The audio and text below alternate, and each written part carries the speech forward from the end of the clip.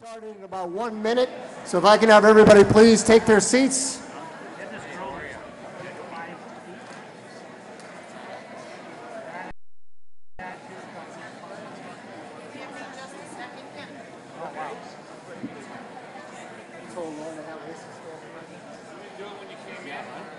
Yeah, covering, maybe give me an extra vest or something.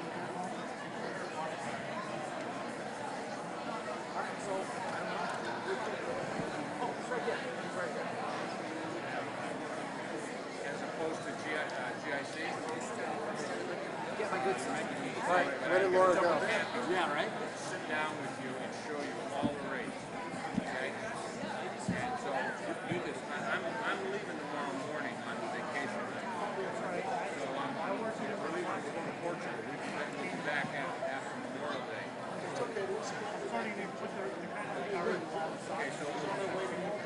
Okay, so just give me a call and we'll sit down. Hi, how are you? Good. Thanks for coming out tonight. I do Medicare counseling online. No. My wife is a dart. Although I would never blame her. You're retired, right? Yeah, well, it's whatever. You'd have to show me what their plan is. I haven't seen the specifics of it. Someone opened those doors back there. I don't know if there's a reason. Okay. I don't. All right. Hopefully no one snuck in other than Glenn. I'll stand there. Saying it's 7 o'clock, I'd like to call the Sutton Town meeting to order. If I could ask everybody to please rise for the Pledge of Allegiance. The flag is in the back of the gymnasium. I pledge allegiance to the flag of the United States of America and to the republic for which it stands, one nation, under God, indivisible, with liberty and justice for all. Thank you. First of all, I'd like to thank and to wish all the mothers out there happy Mother's Day. And how many active members do we have of the service or who have served in the military? Please put your hand up. Thank you for your service.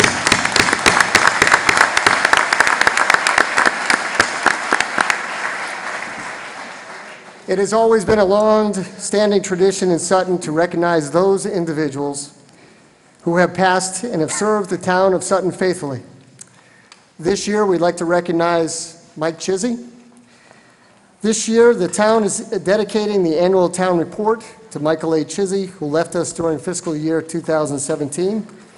Mike served the town as a member of the Board of Selectmen for 28 years. He also served on the Council on Aging for 19 years. Mike was a huge supporter of the Sutton Food Pantry, and his reminder to help out the food pantry was a staple at the Board of Selectmen's meetings every week. In his honor, the food pantry was renamed the Michael A. Chizzy Food Pantry. Mike also served on the Conservation Commission, Earth Removal Board, Charter Revision Committee, Strategic Planning Grant Committee, Waters Farm Preservation, and the Emergency Planning Committee. To say the least, his commitment to involvement in the community will always be remembered, but mostly Mike will be remembered as a wonderful husband to Yvette, a caring father to his son Michael, and a doting grandfather to Eric and Alex. And anybody that ever knew Mike, he truly was the mayor of Sutton. He will be sorely missed. If I could ask just for a brief moment of silence in Mike's honor.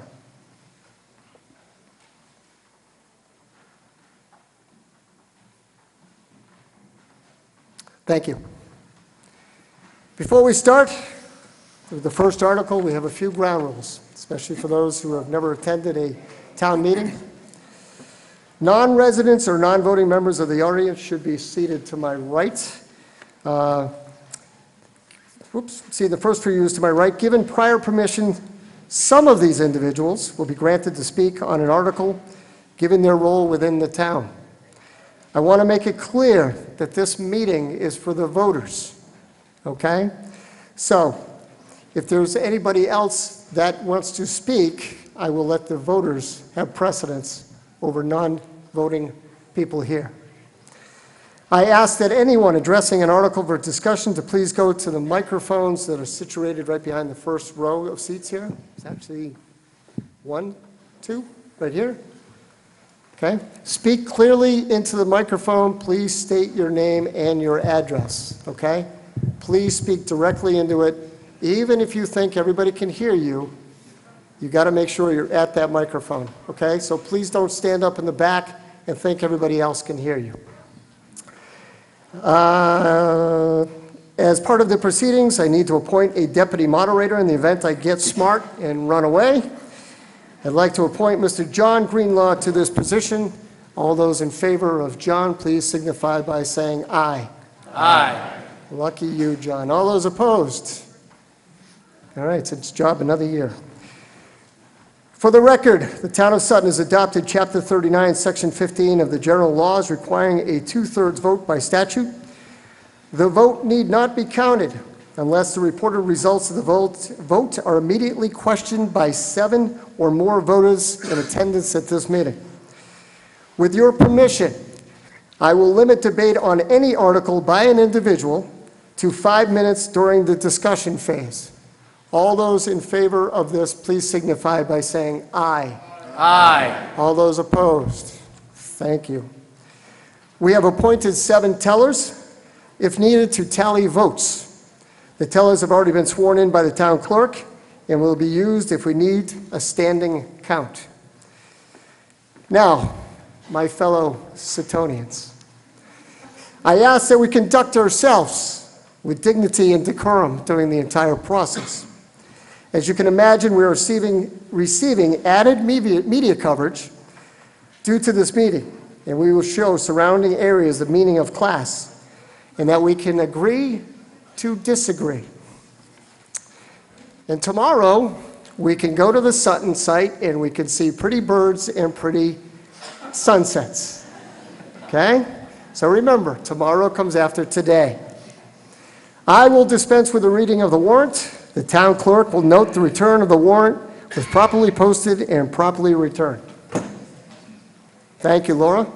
We will now proceed with Article 1 from the Board of Selectmen. Mr. Moderator, I move that the town receive the reports of the town officers and committees. Second. Finance and Warrant Advisory Committee, your recommendation? Finance and Warrant Advisory Committee voted 6-0 to recommend passage of this article. This is a customary article to accept the various reports from the town officers and committees. Okay, it's now open for discussion. Okay, seeing none, all those in favor of Article 1 signify by saying aye. Aye. All those opposed? Okay, I declare Article 1 passes by unanimous vote. Article 2. Mr. Moderator, I move that the town vote to authorize the cemetery commissioners to employ themselves in the work of several cemeteries and to fix the compensation to be paid from appropriations for said department. Second. Finance and Warrant Advisory Committee, your recommendation? Finance and Warrant Advisory Committee voted 6-0 to recommend passage of this article, as it is the annual authorization allowing the cemetery commissioners to employ themselves in the work of their department. It's now open for discussion. Okay, seeing none, all those in favor of Article 2 signify by saying aye. Aye. All those opposed? Article 2 also passes by unanimous vote. Article 3. Mr. Moderator, I move that the town vote to authorize the Board of Health to employ themselves in the performance of their work necessary to maintain health standards set by their department and to fix the compensation to be paid from appropriations for said department. Second. Okay. Hearing a motion in seconds, now open for discussion. Okay, seeing none? Oh, I'm sorry. Recommendation for the Finance and Warrant Advisory Committee. If I don't do that, they get mad at me. Finance and Warrant Advisory Committee voted 6-0 to recommend passage of this article. This is the annual authorization allowing the members of the Board of Health to employ themselves in the work of their department. Okay, it's now open for discussion. Okay, seeing none, all those in favor of Article 3 signify by saying aye. Aye. All those opposed? Article 3 passes by unanimous vote. Article 4. Mr. Moderator, I move that the town vote to appropriate the following sums for the operation of the sewer department for fiscal year 2019. Salary and wages, $225,791. Operation and maintenance, $539,527, for a total of $765,318. As the funding, therefore, that the town vote to raise the $765,318 as following: user fees, $765,318. Finance and Warrant Advisory Committee? Finance and Warrant Advisory Committee voted 6-0 to recommend passage of this article. This is the annual authorization of the sewer department budget. Okay, now open for discussion. Okay, seeing none. All those in favor of Article 5 signify by, Article 4 signify by saying aye. Aye. All those opposed? I declare Article 4 passes by unanimous vote. Article 5. Mr. Moderator, I move that the town vote to appropriate the following sums for the operation of the transfer station for fiscal year 2019. Salary and wages, $53,803. Operation and maintenance, $98,275, for a total of $152,078. And as funding, therefore, the town raise the $152,078 as follows: users fees, Second. $152,078. Second. Thank you. Finance and Warrant Advisory Committee, your recommendation? Finance and Warrant Advisory Committee voted 6-0 to recommend passage of this article, as it is the annual authorization of the transfer station budget. Okay, now open for discussion. Okay, seeing none, all those in favor of Article 5 signify by saying aye. Aye. All those opposed? Article 5 passes by unanimous vote. Article 6. Mr. Moderator, I move that the town vote to fund the operating budget for the fiscal year 2019 period in the following manner: general government, $1,593,511. Public safety, $2,588,623. Education, $17,282,921. Public Works, $953,586. $568. Health and Human Services, $331,837.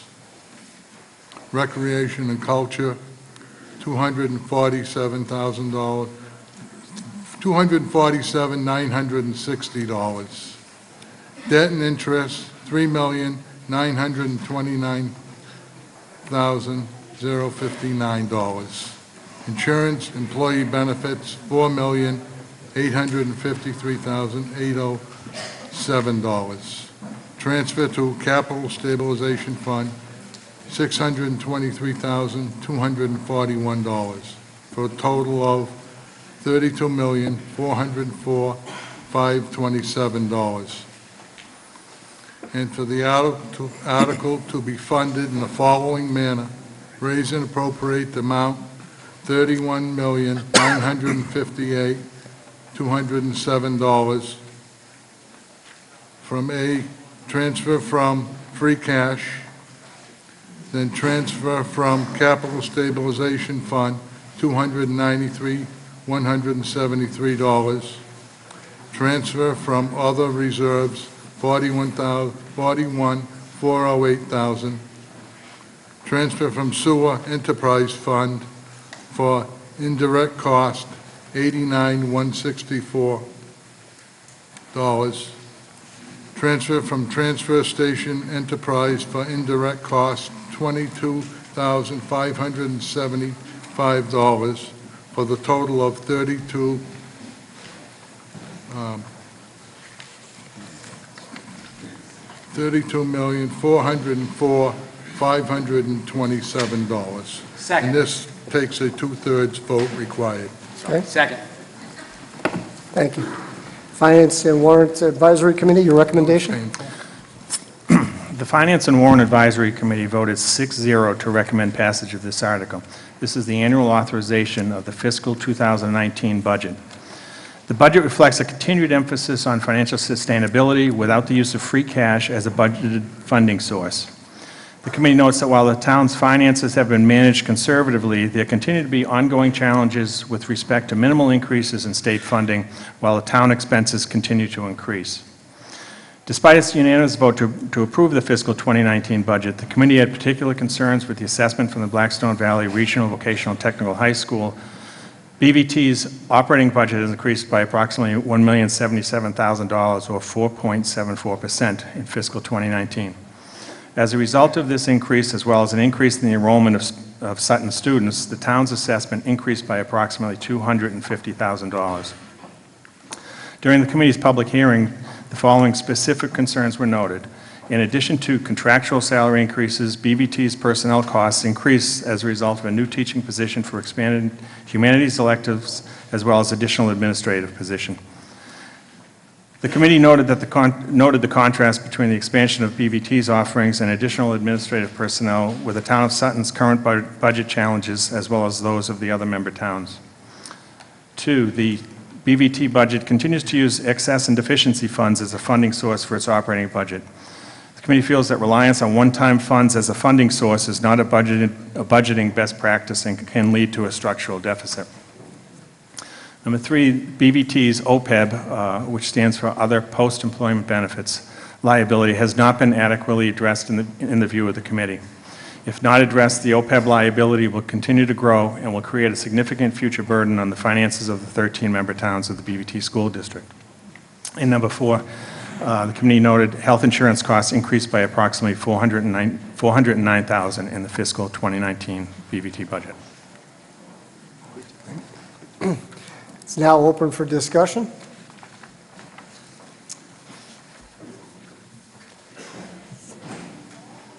Floor recognizes Dr. Fitzpatrick from BVT. Thank you, Mr. Moderator. For the past 25 years, I've served as Sutton's vocational technical superintendent. It has been a great honor to do so. This year, I met with the Finance Committee along with your elected representative to the 13-member school board, who's been actively involved throughout the time which she was elected. We met on Tuesday, March 27th. Within 5 days, I provided a complete report to the Finance Committee as a follow-up. We looked at that which the chair of the Finance Committee has just reported as concerns as recommendations for our school committee. We take the concerns and recommendations of this Finance Committee and all of our 13 Finance Committees very seriously. In fact, my school committee immediately shaped a variety of corrective actions for the following budget, and we're delighted to, and I've shared some of that with the Finance Committee, we'll continue to do so. On the matters that have been raised, we actually eliminated the administrative position and replaced it with a secretary who does data entry to increase the likelihood we'll secure state grants. As far as the use of one-time funds, we regularly recognize that using one-time funds, because they do not reoccur, is a caution for all. Therefore, we've used what we call excess and deficiency funds 15 years in a row to offset reductions. Although the Finance Committee made a recommendation for the next cycle in which we use such funds, which proves that they still exist. My school committee reacted most favorably, as you would expect they would, from any recommendations. It provides cost effectiveness moving forward. In any case, what I wish to do is reassure the citizens of Sutton, for whom we seek support each year, along with their other 12 municipal partners, that we take the recommendations of the Finance Committee and their cost-effective suggestions very seriously. We'll give them not only strong credence, but we'll be reviewing them thoroughly, and I have a commitment to do so by the elected school committee. I just wish the citizens of Sutton to be aware of that before they vote on Article 6. Thank you. Okay. Yes. I just wanted to clarify with respect to our Jeff Bannon, 37 Armsby Road. I am the chairman of the Finance and Warrant Advisory Committee. I just wanted to clarify our comments really have to do specifically with the issues that we noted within the BVT budget. We have a very good relationship, I believe, with both Dr. Fitzpatrick as well as the school. We support the school in all that they've done, and These are not meant to be criticisms of the administration, but they're really financial issues that we noted that we think that we can hopefully work together collaboratively going forward so that we can address those issues before they become bigger. These are, the assessment to the town is impacted in a couple of main ways. Clearly, it's impacted by any increase in the Blackstone Valley Tech budget itself, but it's also, and probably to the greatest extent, impacted by the number of students, Sutton students, that have enrolled at BVT. There was a significant increase in the number of students enrolled, and that created much of the increase that was shown in the budget. So these are issues that we've noted. Dr. Fitzpatrick and his staff have been very responsive in terms of responding to them, as he said, and so we hope that we can work together in the future on them. Thank you. Anyone else? Okay. As referenced, this needs a 2/3 vote. So all those in favor of Article 6 signify by saying aye. Aye. All those opposed? I declare that Article 6 passes by the required 2/3 vote. Article 7. Mr. Moderator, I move that the town vote to appropriate the sum of $739,000 for the following purposes and in the respective amounts below relating to the fiscal 2019 capital plan. Transfer station for building repairs, $15,000 from retained earnings. Cemetery for a lawnmower, $15,000 for cemetery general care. Schools, ELC oil delivery system, $17,000 from free cash. School wireless update E-rate match, $75,000 new growth. School ES boiler replacement, $40,000 new growth. School ES rear egress repair, $40,000 from new growth. School sidewalk repair, $30,000 from free cash. School smartboard lease purchase, year one, $80,000 from free cash. School wastewater treatment plant membranes, $17,000 from free cash. Library sidewalk repair, $45,000 from free cash. Town Administrator Goddard Lodge rehab, $90,000 from free cash. Town Administrator demolish Shaw Barn, $25,000 from new growth. Town Administrator Gilmore Drive LED lights, $75,000 from new growth. Town Administrator Old Police Station feasibility study, $15,000 from new growth. Fire forcible entry tools, $70,000 from new growth. Highway solar stop signs, $10,000 from free cash. Highway break room repairs, $10,000 from free cash. Highway heating system repair, $10,000 from free cash. And highway wood chipper, $60,000 from new growth, for a total of $739,000. And to meet this appropriation, transfer the sum of $309,000 from free cash, raise and appropriate from taxation $400,000, transfer the sum of $15,000 from the transfer station retained earnings, and transfer the sum of $15,000 from cemetery general care. And that the Board of Selectmen are authorized to take any other action to carry out these projects, and that any unspent items from this capital plan be returned to its original funding source for future appropriation. Second. Finance and Warrant Advisory Committee, your recommendation? The Finance and Warrant Advisory Committee voted 6-0 to recommend passage of this article. This is the fiscal 2019 capital plan, and it's an integral part of the town's budget. Okay. Now open for discussion. Okay, seeing none, all those in favor of Article 7 signify by saying aye. Aye. All those opposed? Article 7 passes by the majority vote.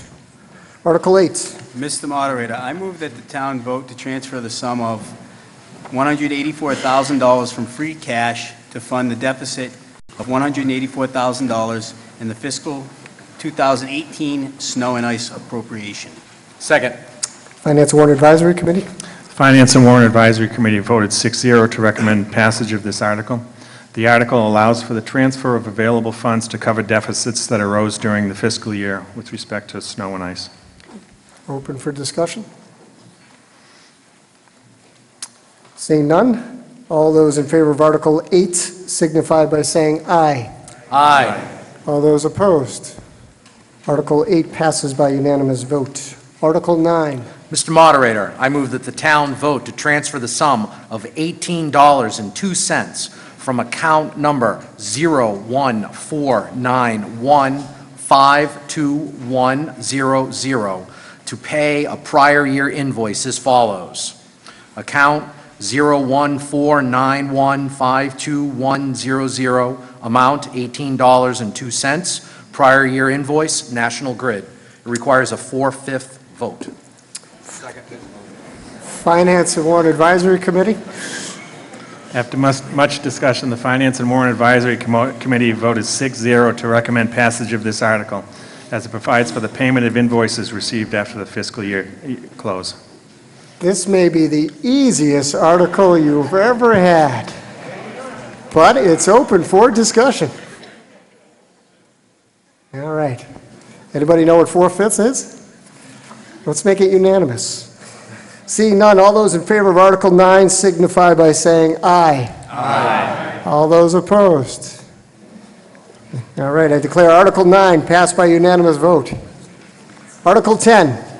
Mr. Moderator, I move that the town vote to authorize the treasurer with the approval of the Board of Selectmen to borrow in anticipation of reimbursement by the Commonwealth of Massachusetts for the town's share of its state aid to highways under Chapter 90 in accordance with MGL Section 44-6A. Second.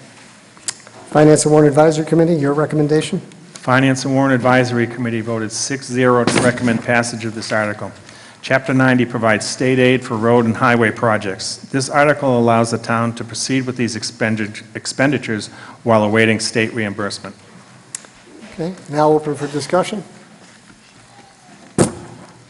Seeing none, all those in favor of Article 10, please signify by saying aye. Aye. All those opposed?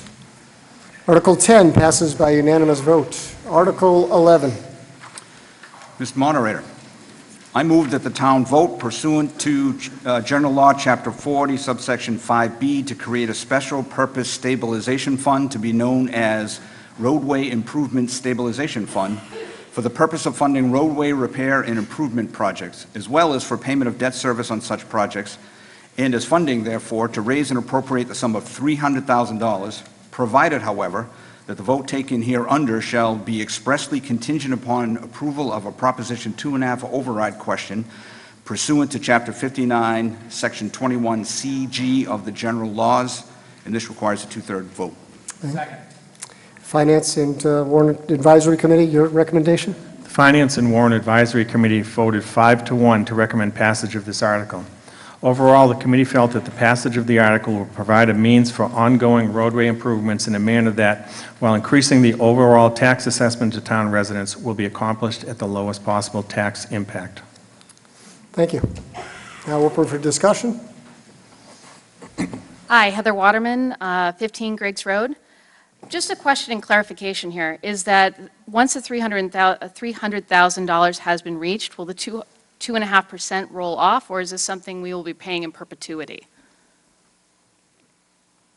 Yeah, this was a proposed 2.5 override, so this will be in perpetuity and also subject to the 2.5% increase every year.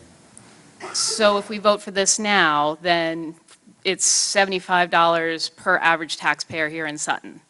Correct. Okay. Every year? Every year. That's what's in perpetuity means. That's what I understand it to be. Okay, thank you. All right, Stephen Kroll, 78 Torrey Road, new member of the town. Did I hear you say that this is subject to an additional 2.5% increase each year?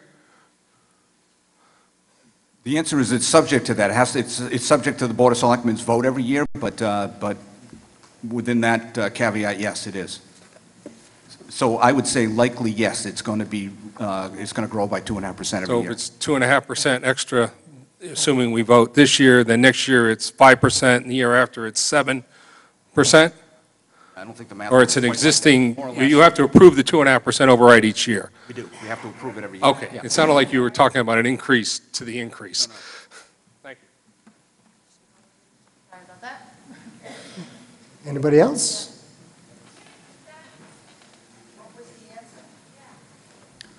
The answer is that, yes, it is subject to a Prop 2.5 override every year. So subject to the Board of Selectmen approving that vote, then whatever the number is one year, it will be up 2.5% the next year, and then 2.5% on top of that the year after, and so on and so forth.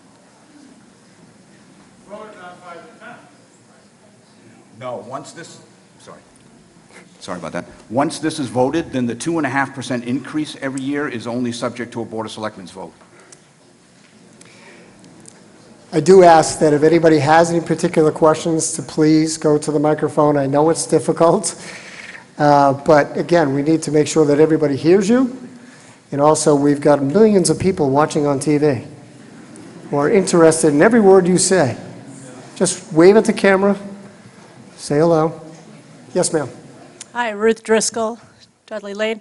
I just want to know, one of the Finance Committee members voted against this. Could you please explain to us why? Yes, Jeff Kushner, 13 Southwick Road. Primarily because we just approved a police station, $12 million. You know, right now I think the timing of this is not something I think we can go forward with. I do think roads are definitely in need of work, but let's take a look at down the road. We get some business in town. And that was my dissenting vote. Anyone else?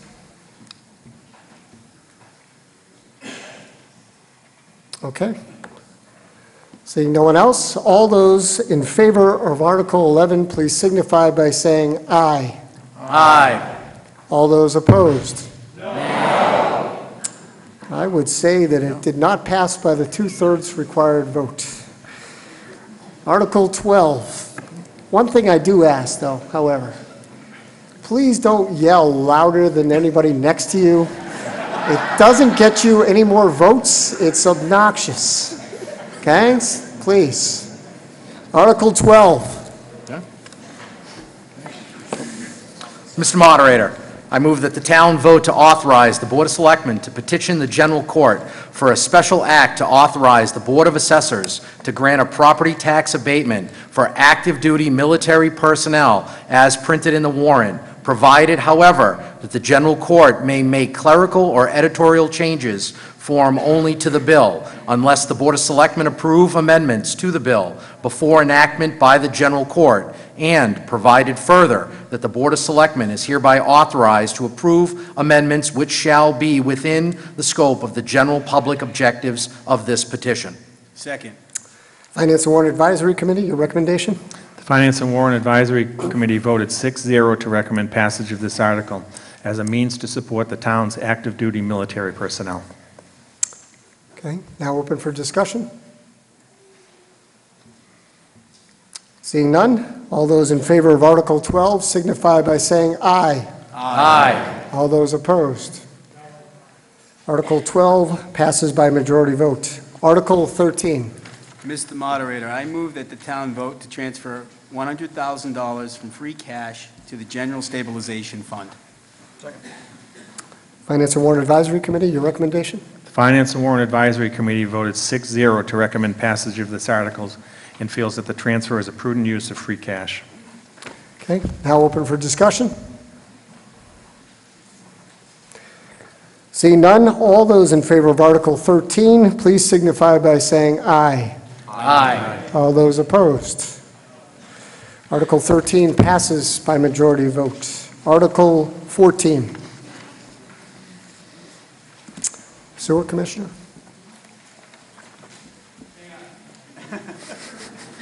I get paid by the hour, you know that. Mr. Moderator, I'm Carla Capoli. I live at 22 Fuller Road, Sutton, Mass. As an old cranky old man, I've been here for over 40 years, but still nobody considered me a native. But I moved. That, you, Don't worry, you wasn't here last time. well, that's good, because the first part was terrible. I move that the town vote to transfer the sum of $35,000 from Sewer Enterprise Fund retained earnings for the purpose of purchasing and replacing the generator at the 13 Depot Street, including any incidental or related costs. Second. Thank you. Finance and Warrant Advisory Committee, your recommendation?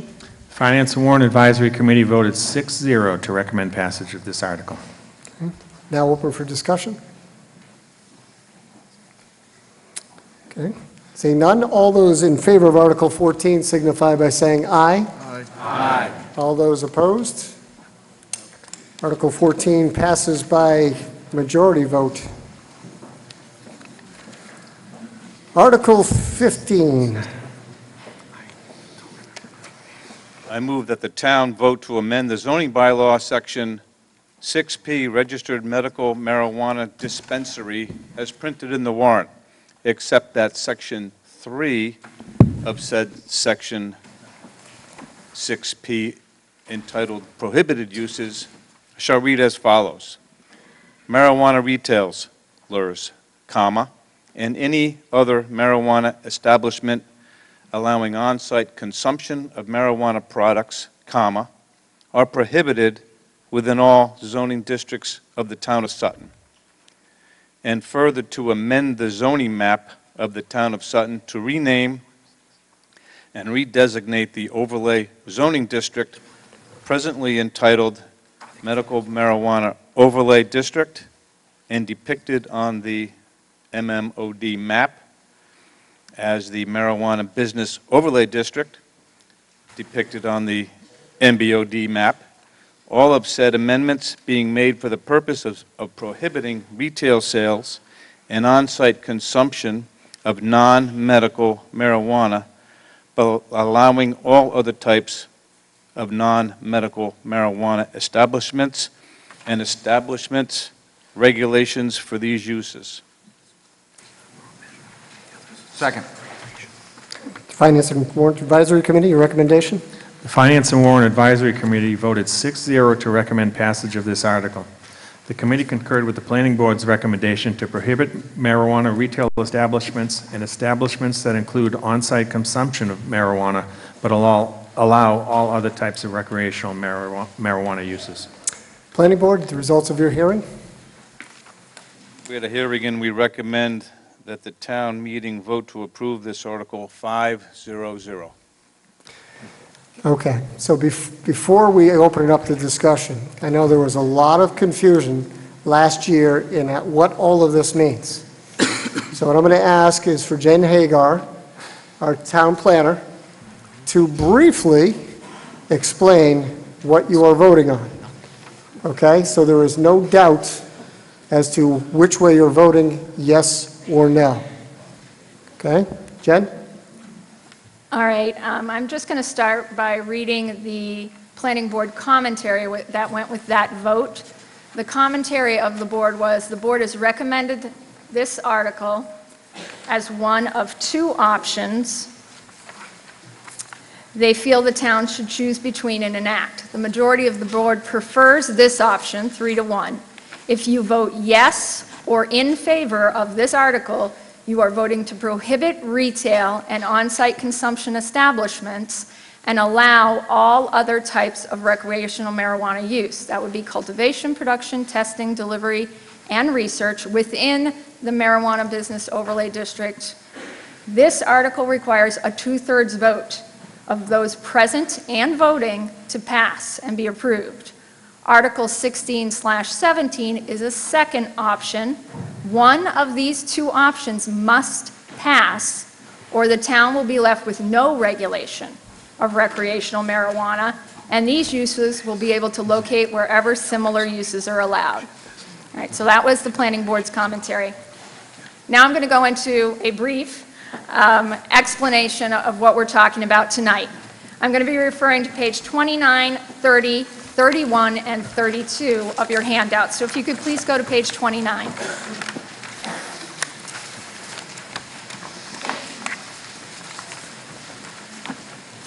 Okay, this slide shows the type of marijuana we will not be discussing or voting on tonight.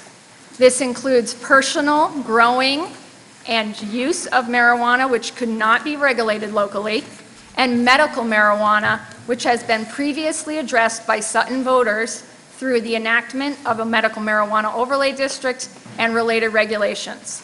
Tonight's discussion is strictly about non-medical marijuana. This is also known as recreational marijuana or adult use marijuana. You could turn to page 30.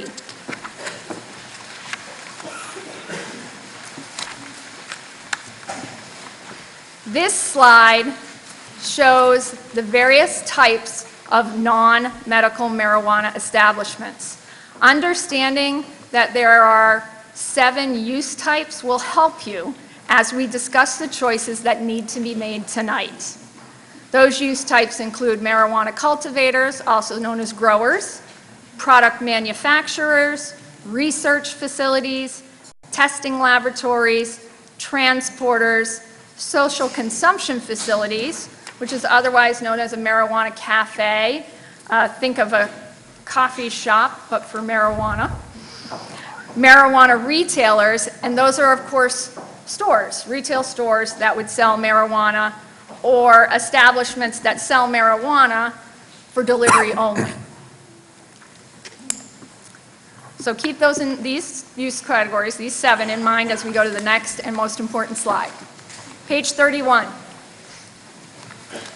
This slide shows the options for regulation of non-medical marijuana beyond what the state provides. Sutton has a moratorium on this use that expires on October 31st of this year. As I previously stated, we need a 2/3 vote of those present and voting on either Article 15 or Article 16/17, or it's the same as doing nothing. Doing nothing would allow all 7 types of those uses to go wherever similar uses are allowed. An example of this would be the potential for cultivators to go wherever agriculture is allowed in Sutton. As many of you know, agriculture is allowed in over 92% of the town of Sutton. The planning board sponsored all articles related to recreational marijuana on your warrant tonight. But the majority of the planning board, based on input they received in public information sessions, public hearings, and the like, decided that they felt Article 15 was most beneficial or suitable for the town of Sutton. Therefore, Article 15 is the first article listed on the warrant and your first option. So let's go over option number 1. Our option number 1 is a partial allowance. Remember the 7 use categories on that middle page. Of those 7 use categories, if you vote yes in favor of Article 15, you would be prohibiting retail establishments, so stores. You would be prohibiting social consumption establishments like cafes, but you would be allowing cultivation, manufacturing, research, testing, and transporting, and all of these uses would only be allowed within the medical marijuana business, within the marijuana business overlay district. That is the same area as the medical marijuana overlay district, and you can see that area on the map on page 32. It's otherwise known as South Sutton Commerce Park. The second option, option 2, is a prohibition of all forms of non-medical marijuana establishments within the town. Everything. Then there's the do nothing option, which we've covered, but I can't stress it enough. If you do nothing and or one of those 2 articles does not receive 2/3 vote of those present and voting, then all 7 types of marijuana uses can go wherever similar uses are allowed in this town. One of those examples was cultivation, wherever agriculture can go. Another example would be retail stores up and down 146, in the village of Wilkinsonville, in the village of Nanchog. So again, your three choices: partial prohibition, full prohibition, do nothing. Okay? The way we're going to do this, we have a motion on the floor. We have a second on the floor for Article 15. When the moderator calls for a vote after any discussion, if Article 15, which is the one the majority of the board feels is most beneficial to the town, receives a 2/3 vote, we are going to then do a motion to pass over 16 and 17, because you can't have a partial prohibition and a full prohibition. So I just don't want anybody to be surprised by that, okay? So, obviously, I'm here if you have any questions, my board members, and we go back to the moderator. Okay, thank you. So I'm gonna dumb it down for me, okay? So 15, you restrict it, okay, to a set area within an overlay district, 15. 16 and 17, which are basically together, one's a general bylaw, the other one is a zoning bylaw, you say I don't want anything in town. Okay, so 15 restricts, 16 and 17 says we don't want anything. Okay, does everybody understand that? Yep, it does take a 2/3 vote, but I am going to leave it open. Is there anybody else that has any more questions or clarification? Because I want to make sure everybody is clear.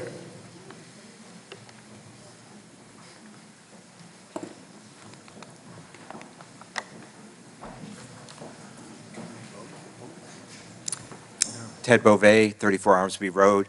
My question has to do with the map on page 32. There's no scale on that map. And as I understand Article 15, there's a prohibition against having a facility within 500 feet of a house of worship. I believe there's a house of worship within that overlay district. What are the distances involved?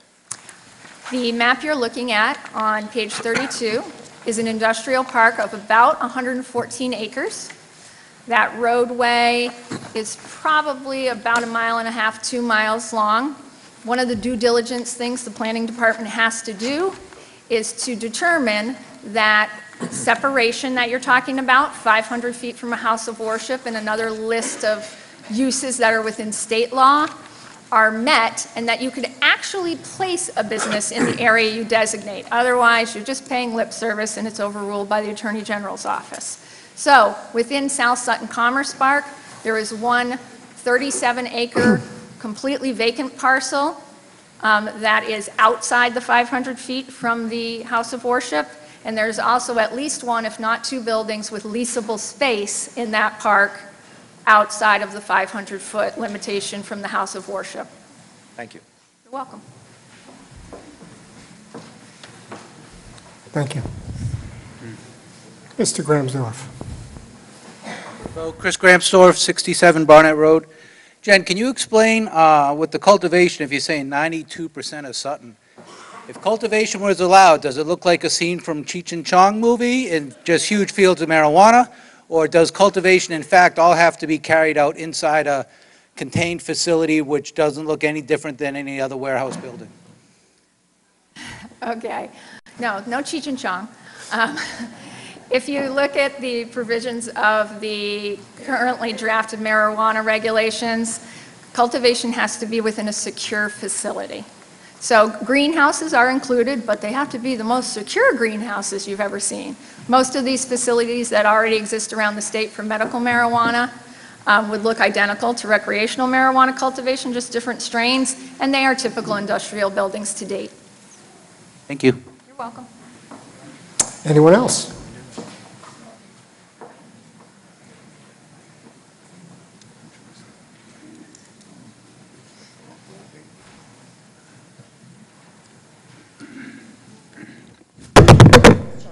Oh, you woke everybody up.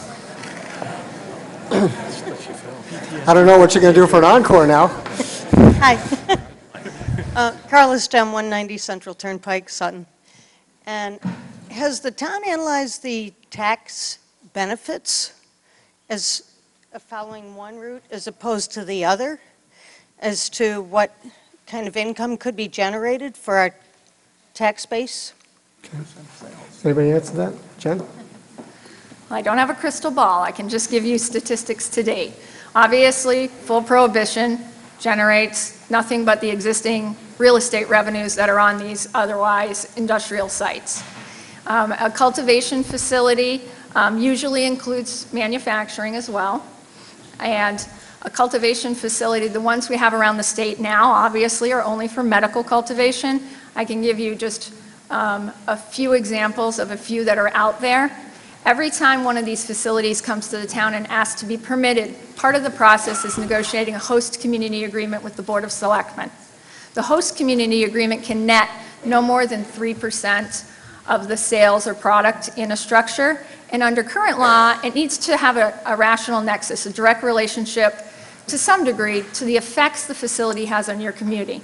What we've seen lately with medical facilities only is that the annual revenue beyond your base real estate income that stays in place is between $25,000 and about $150,000 per year, depending on the size of the facility, average. Some communities have negotiated more, some communities have negotiated a little bit less, but that's the range depending on the size of the facility right now for medical. There's no recreational facilities on the ground, as no permits will be granted for those until July 1st of this year at the earliest. But what is the expected tax return on those facilities? I mean, there must be some kind of an expected tax base for them? I thought I answered the question, so let me... I know that it isn't out there yet, so you don't have statistics. So I'm saying you're going to get the real estate tax you always got, plus you're going to get between $25,000 and $150,000 per facility per year extra added to your tax base. Thank you very much. Okay? Hi, Gina Betty, 107 Dudley Road. Gina, can I just clarify for just a sec? I want to make it clear the host community agreements. I don't want to be nebulous in any way. Host community agreements are good for 5 years. They can be renegotiated in year 6, but your initial figure that's negotiated is good for 5 years only, and then the market may change, conditions may change, and then you're going to need to renegotiate the host community agreement. So I want to make that clear. Will they get a TIF if they build new? There have been no TIFs granted to date on medical because medical facilities are, you can't tax medical marijuana, so we'll have to see what happens with TIFs. And as you know, TIFs have to be voted by residents at town meetings. That's tax increment financing, a reduction on the tax. Thank you. Sorry, Gina. Go ahead. Hi. Okay, my question concerning the cultivation. Are these facilities that will have indoor, like a greenhouse where the plants are grown indoors? Again, I can only speak on the medical facilities that I've visited and or seen and been given information on. The Milford facility, one of the oldest in the state that I've visited, literally just has 8 grow rooms. They're just rooms with special lighting, special humidity and ventilation. There are several facilities in existence or proposed that basically have a solid facility and then they have secure greenhouses as part of their structure. So they all have to meet the security requirements of state code. Okay, my concern is more with natural resources and drawing down water table to water the plants. I'm sure Milford has town water available to it. So in a town like Sutton, where a lot of us rely on the water table and wells, how large of a facility and how much water are we going to regulate in terms of use to grow plants for a very limited population? That's my question. Thank you. Okay. And as an ex-planning board member, I'm sure, Gina, you know that part of the site plan review process is kind of an evaluation of those needs and the impact on the surrounding facilities.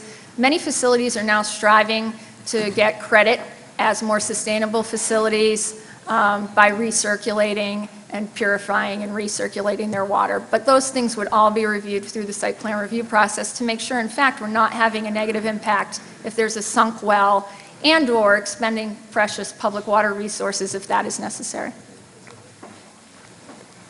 Yeah, the South Sutton Commerce Park, where the MMOD would be, is on a new 16-inch water line served by Whitensville Water District. Hi, Joanna Johnson, 45 Barnett Road. I was wondering if you know the saturation of the market at this point, and so all of the surrounding areas, how many medical, how many facilities, and, you know. That changes daily. I can't give you an exact number. There's probably at least 100 in the permit process and well over that that have applied. So, yeah, everything's market driven. In the surrounding towns? Oh, not in the immediate surrounding towns, no. You're probably talking less than 10 in the surrounding towns total.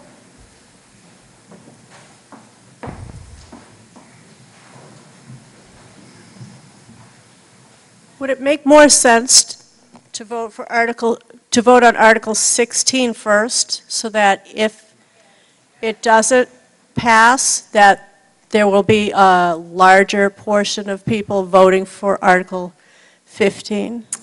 Because I'm assuming, I may be wrong, but I'm assuming that most people in our town don't want to vote yes for Article 17. Just a thought. Well, I will tell you that there is a reason, obviously, that they are set for 15, 16, and 17. And again, it is up to the voters. If you do not want anything in town, then you vote no on 15, okay? And, right? Okay? So to speak to that comment, the planning board talked about this quite a bit and actually put this article first because it's the one we recommend. Hold on, hold on. Speak into the mic and. Is this not working? Nope. Is this not working?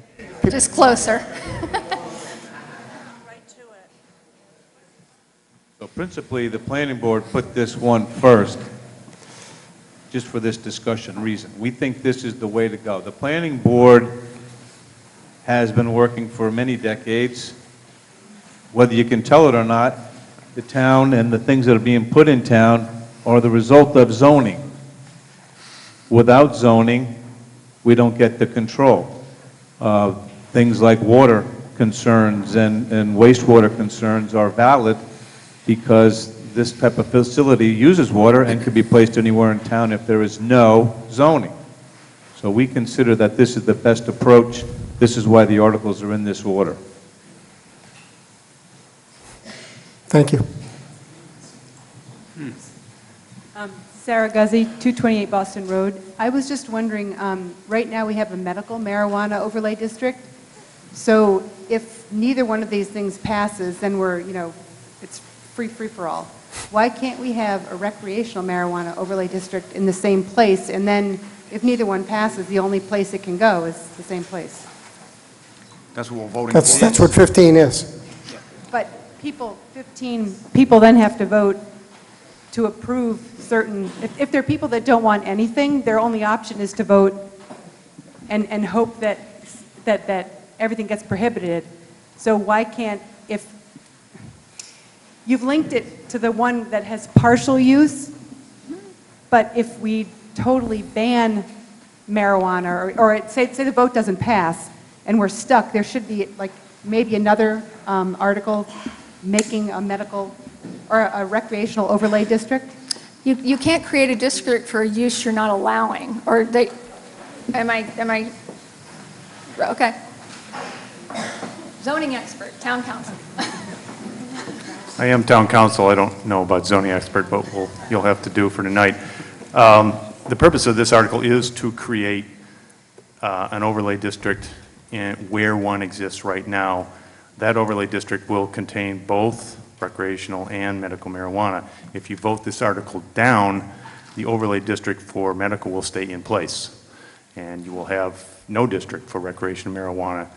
And as Jen was explaining, if you don't vote the prohibition, when the moratorium expires, then you will have basically recreational marijuana can go wherever it can in the town. There will be no particular district that it's regulated to or limited to. It can go anywhere where, for instance, cultivation is allowed if you're cultivating. I guess I'm asking why there can't be a standalone article just creating a recreational marijuana zone, exactly where the medical marijuana zone is. I think that's what this article does, as I understand it. No, because if you want the zone, you have to vote to allow certain uses of marijuana. Right, you cannot create a zone unless you're actually going to put something in it. After we had informational sessions, and we had public hearings, and we received email input, phone input, walk into my office input that was provided to the board, based on all of that input and that information, the planning board determined that, in fact, we need to have a small area to allow recreational marijuana. It would be the same area where we allow medical marijuana, and you have to put a use in that. You can't just create a district and not put uses in it. So the uses they chose to put in it were the cultivation, the production, the testing, the labs, and the transporters, primarily because medical of those 5 uses are already allowed, and the only difference between medical of those 5 uses and non-medical of those 5 uses is the strain of plant that's grown or processed inside. Where retail is a different animal. It looks different than dispensary and on-site consumption. A cafe where you can smoke marijuana is obviously very different than other uses that are currently allowed. So they're proposing creating a marijuana business district where the medical marijuana is, and because they have to place uses in that, you can't just create a district and not put anything in it. They've chosen the ones that look the most like medical uses, innocuous kind of from the outside. Thank you. Is that better? Yeah, yeah, you answered my question. Okay, Thank thanks. Would I be allowed to make a motion to change the article voting? Is that legal?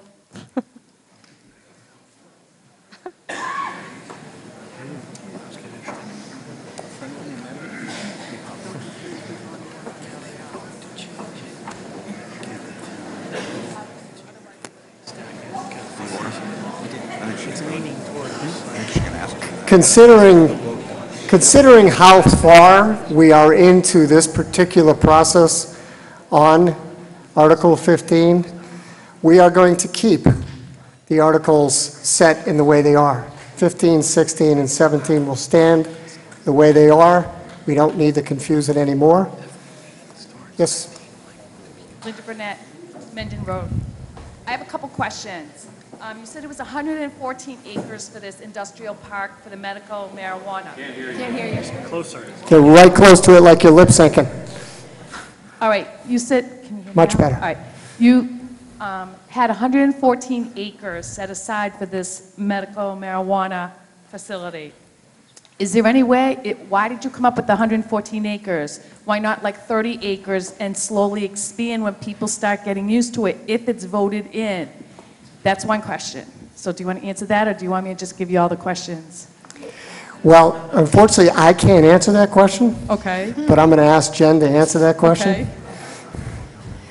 Okay. The planning board had to pick a defined area. They looked at the entire office light industrial areas, that's many hundreds of acres, and said that's too much, just like you're suggesting. They looked at the industrial areas, which are much smaller, but they're located right on 146, and said that doesn't work. So what they did was try to pick a very identifiable, smaller subset with smaller potential impact within the office light industrial districts.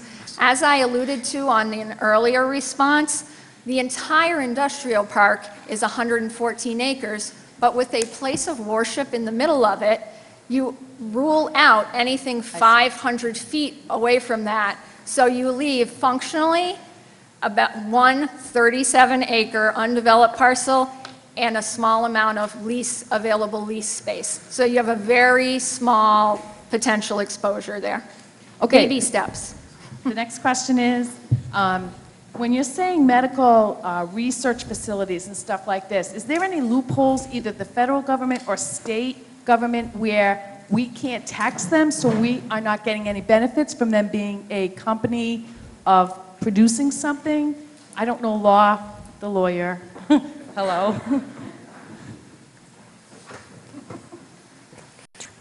Well, the tax laws are going to be the same as they are now. So if these facilities would qualify as nonprofits or charitable nonprofits and exempt, then they'd be exempt. And right now, we're not taxing medical marijuana. But, you know, if they don't qualify, they are going to be taxed. There is no excise tax on anything other than retail. So if you ban retail, there will be no excise tax in Sutton until you have retail. Okay. My last question. Who is going to supervise the security? I'm a retired police officer from Millbury, if people don't know who I am. And we have this smack dab in the residence. Is the state police going to go around and protect us? Is the Sutton Police, is that going to be their responsibility? Are they going to have a higher rent-a-cop security guards, you know, to protect the townspeople? I should have brought the state regs up with me to show you the base regulations required at the state level. There's a significant amount of building and structure security, never mind external security, already required at the state level. We reiterate and add some security through our bylaws that already exist, the medical ones that we are mirroring. We're using the same bylaws if we get some recreational uses.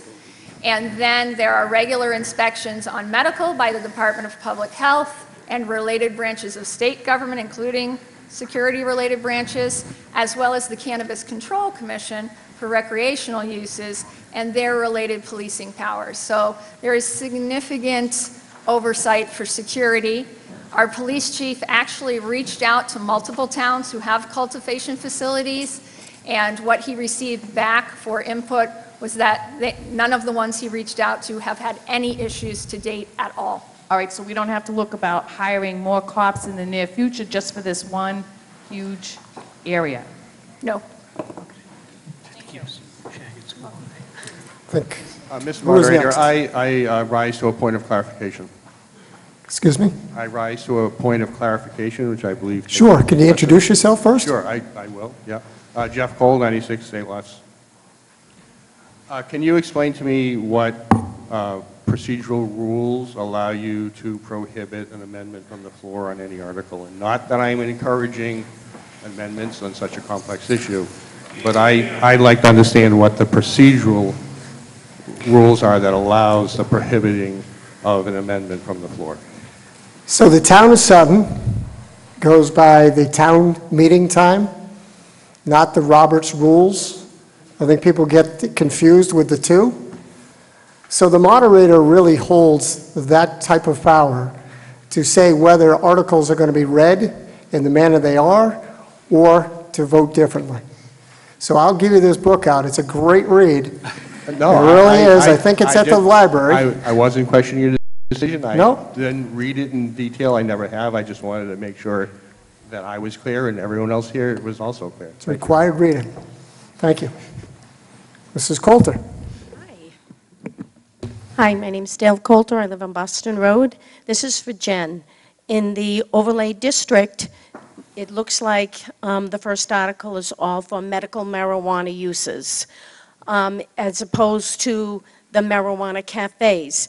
If you have this district, could you clarify for me, will the townspeople be able to vote whether or not they want marijuana cafes or oppose marijuana cafes? Because that's a totally different animal and a lot more problems can arise from those facilities. Okay, let me clarify, because clearly I did not clarify well enough the last time. There are two articles here. Both of these articles will absolutely prohibit all retail establishments and all social consumption establishments known as marijuana cafes. So whether you vote for Article 15 or you vote for Article 16, 17, you are prohibiting retail stores and you are prohibiting social consumption / cafes. The only thing you are allowing is in Article 15 and only within the overlay district, cultivation, manufacturing, research, labs, transporting.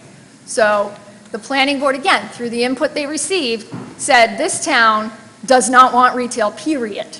And this town, the majority, sorry, of this town does not want retail and they do not want marijuana cafes. So both of these articles prohibit those two uses, okay? And that's not going to change without the votes of Without the town. somebody petitioning it and coming back right here for another 2/3 vote. Correct. Thank you. I'm Christine Watkins, 65 McClellan Road. Jen, can you just clarify? So if we vote yes on 16, Go. no, 16. 16. If we vote yes on 16, there can never be any type of retail ever, ever, ever unless it came before this again?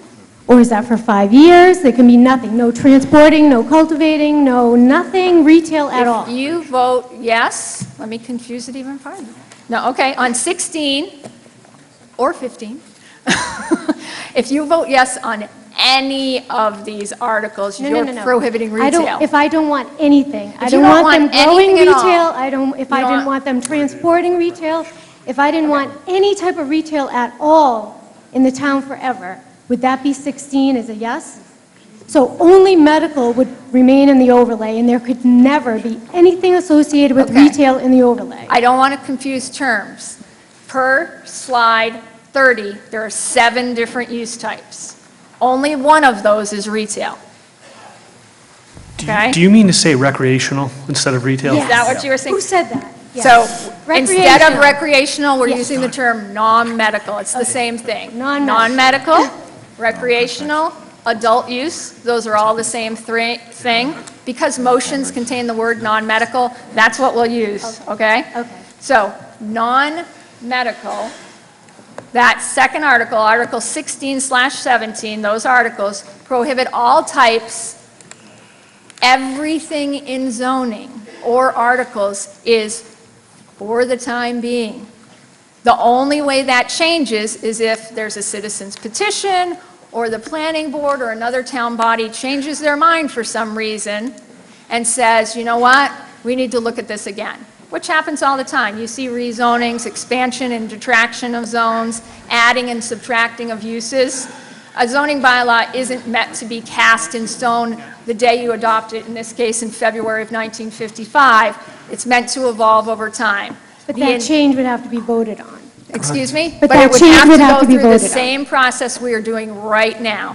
So if citizens don't want any non-medical type of transporting, cultivating, research, testing, anything, then they would have to vote no on 15 and yes on 16. Absolutely. And let me be clear about transporting. That is a transportation company based within your town. You may not outlaw vehicles carrying non-medical marijuana through your town. You may not. Okay? They just can't be based here. Good question. Yes, sir. Mike Driscoll, Dudley Lane. Can you tell us what the surrounding towns are doing? Changes by the minute.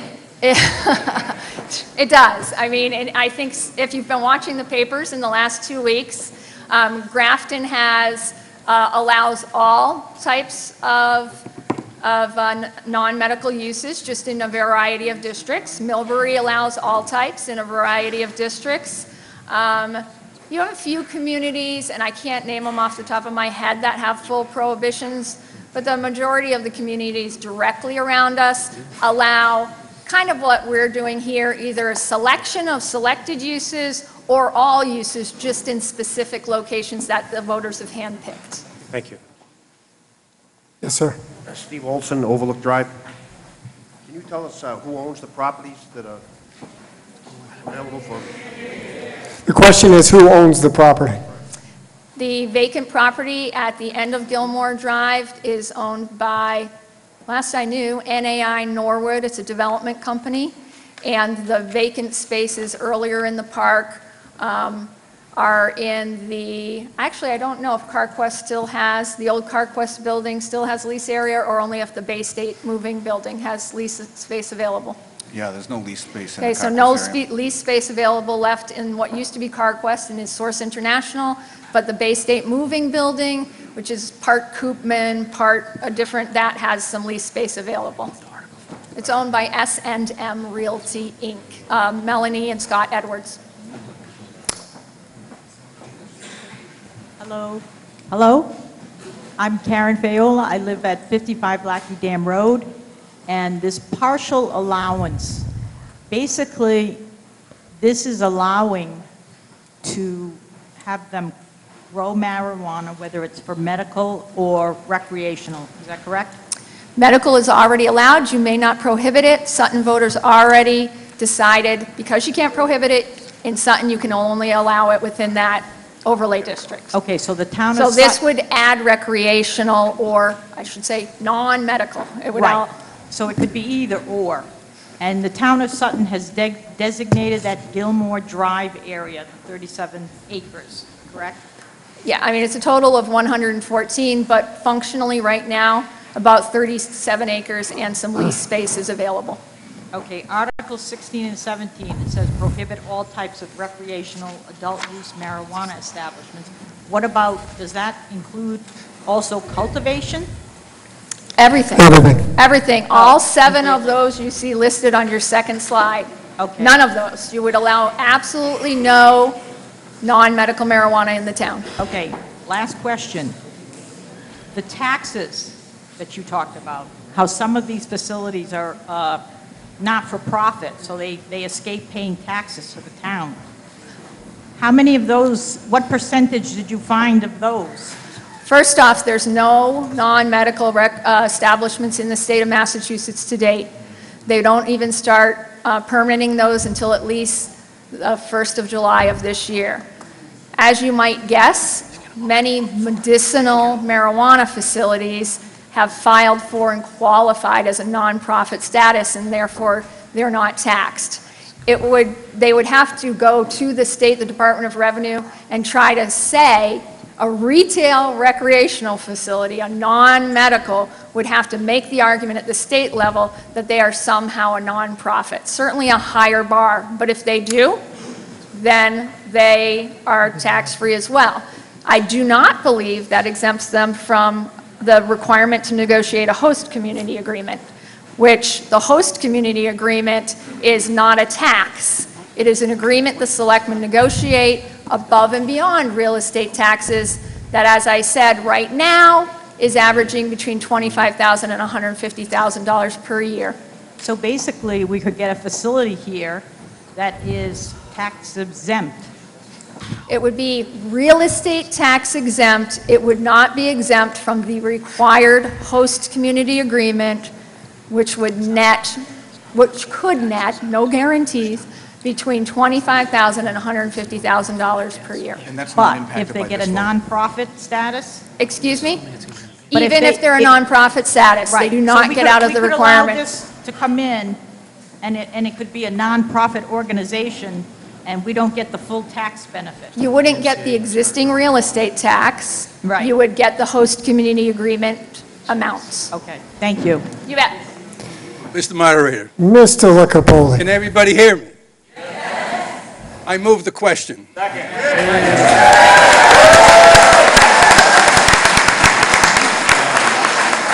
Okay.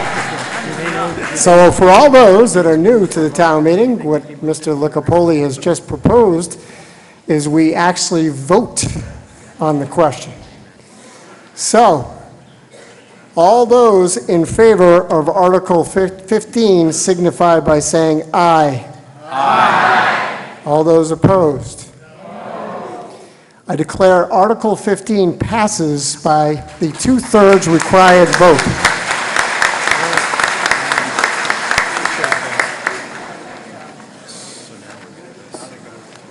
Articles.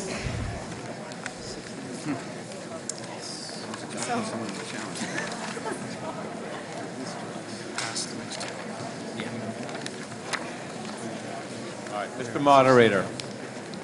Moderator, I move that the town vote to pass over Articles 16 and 17. Second. It's kind of a formality, but I will ask. All those in favor signify by saying aye. Aye. All those opposed? The articles are passed over collectively. Article 18. I move that the town vote to amend the zoning bylaw, Section 3A4, Table 1, Table of Use Regulations as printed in the warrant. Finance and Warrant Advisory Committee, your recommendation? The Finance and Warrant Advisory Committee voted 6-0 to recommend passage of this article. This is a housekeeping article. Planning Board, your recommendation? Planning Board had a public hearing and voted to approve this to support this 5-0-0. This is a housekeeping article. When you look at the use table, you should be able to see all uses which are allowed and prohibited within the town. This article is written as if Article 15 will pass, which it has. But we don't need to talk about anything else. We're not going to talk about anything else. So this is what's going to be allowed in the medical marijuana overlay district. And don't confuse, that includes now Right. recreational. So 15 is passed. Does 15 pass? Correct. Okay. Do we have a second on that? Second. Okay. Now open for discussion. Okay. Seeing none, all those in favor of Article 18 signify by saying aye. Aye. All those opposed? Passes by unanimous vote. Article 19. I move that the town vote to accept Mass General Law C-64N, Section 3, to impose a local sales tax of 3% upon the sale or transfer of marijuana or marijuana products as printed in the warrant. Thank you. Finance and Warrant Advisory Committee, your recommendation? The Finance and Warrant Advisory Committee voted 6-0 to recommend passage of this article. This article satisfies the legal requirements for imposing a sales tax on the retail sale of marijuana. Planning Board, the result of your hearing? We supported that 5-0-0, and the town council has recommended this article. Okay. Now open for discussion.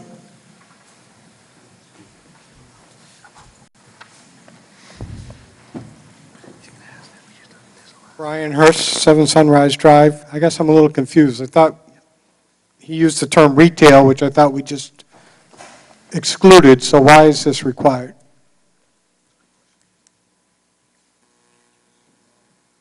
That's why we brought a lawyer. John Eichman, Town Council, again, I've been asked to answer this. You're correct. Retail is not allowed in the town of Sutton right now based on what the town meeting just did. So this article has no present effect. However, if at any time retail establishments would be allowed, this would then be in place and there would be an excise tax on their products at 3%. Why wouldn't we bring that up at the same time we allowed it at some future time? We could, you could. It's a policy question. This, in fact, is a general bylaw, not a zoning bylaw, because it's an excise tax. So I think that's why they were separated by article, but it certainly is the same subject. So it's a general bylaw, it's not a zoning bylaw? Okay? In fact, it only needs a majority vote. Anyone else? It's an anticipation, if. All those in favor of Article 19, please signify by saying aye. Aye. All those opposed? Okay. I declare Article 19 passes by majority vote. Article 20.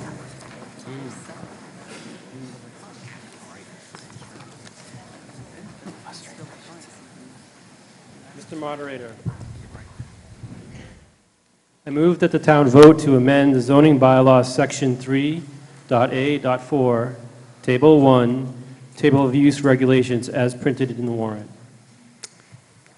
Second. Thank you. Finance and Warrant Advisory Committee, your recommendation? The Finance and Warrant Advisory Committee voted 6-0 to recommend passage of this article. This is a housekeeping article. And Planning Board? The Planning Board voted to recommend the town meeting vote to approve this article 500. This is a housekeeping article. When you look at the use table, you should be able to see all uses which are allowed and prohibited and where within the town.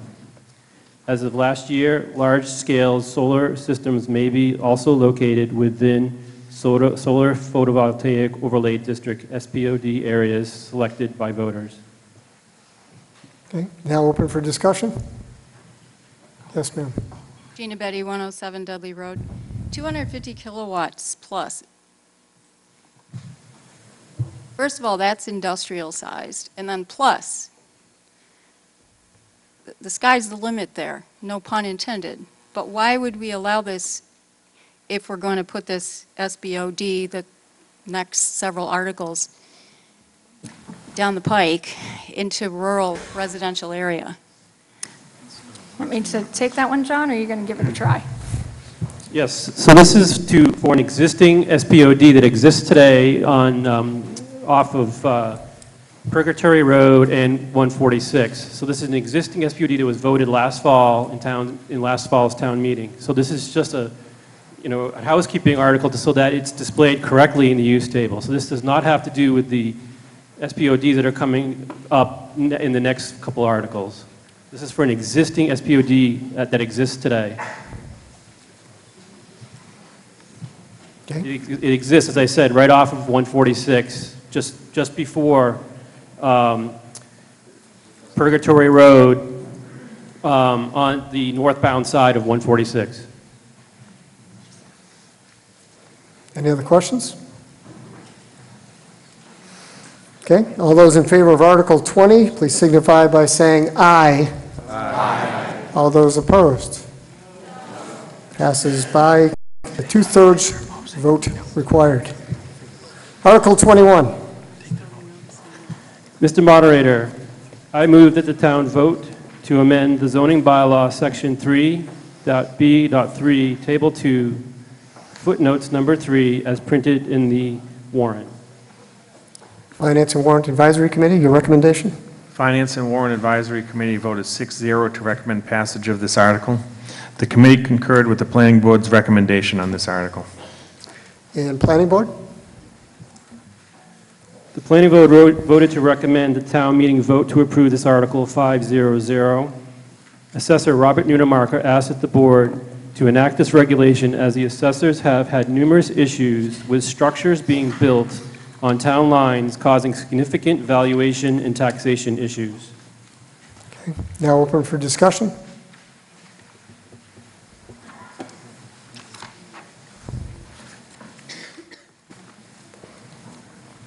Hi, Stephen Kroll, 78 Torrey Road. So how many existing buildings fall within this boundary and what happens to them? Are they grandfathered? Because I don't see anything covering existing buildings. This would be for any new, projects going forward. So anything that would be existing today would be grandfathered. Don't we have to explicitly grandfather them, or is it assumed grandfathering? It's a zoning bylaw change. Any zoning bylaw change, it grandfathers existing uses automatically as a function of law. Thank you. Any other questions? Okay, this will also require a 2/3 vote. All those in favor of Article 21, please signify by saying aye. Aye. All those opposed? Okay, Article 21 passes by the 2/3 vote.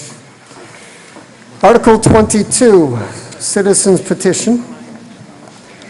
And here is the part, again, people, please act with decorum and class, okay? I know a good majority are here for these particular articles. Again, we are all neighbors and friends. Yes, sir, Mr. Mackey. My name is Robert Mackey. I live at...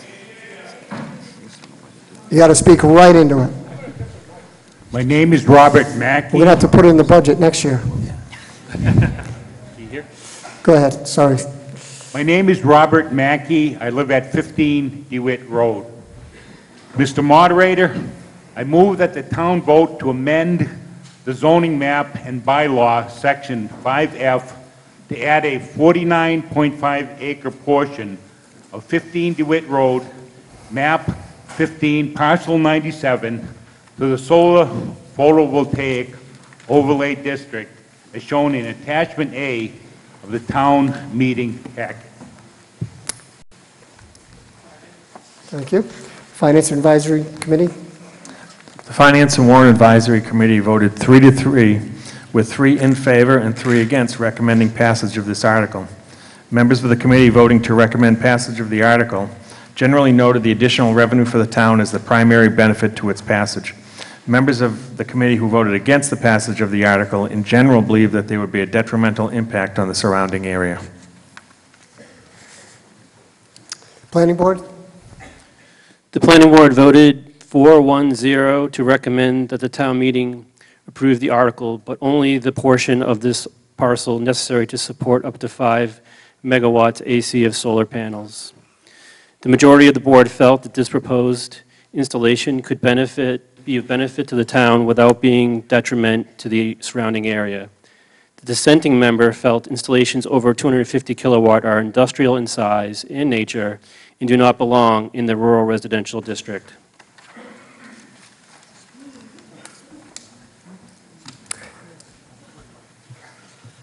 Now open for discussion.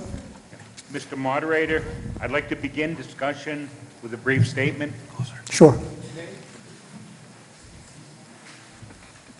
Still Mr. Mackey. My wife and I own 2 lots that totals 150 acres.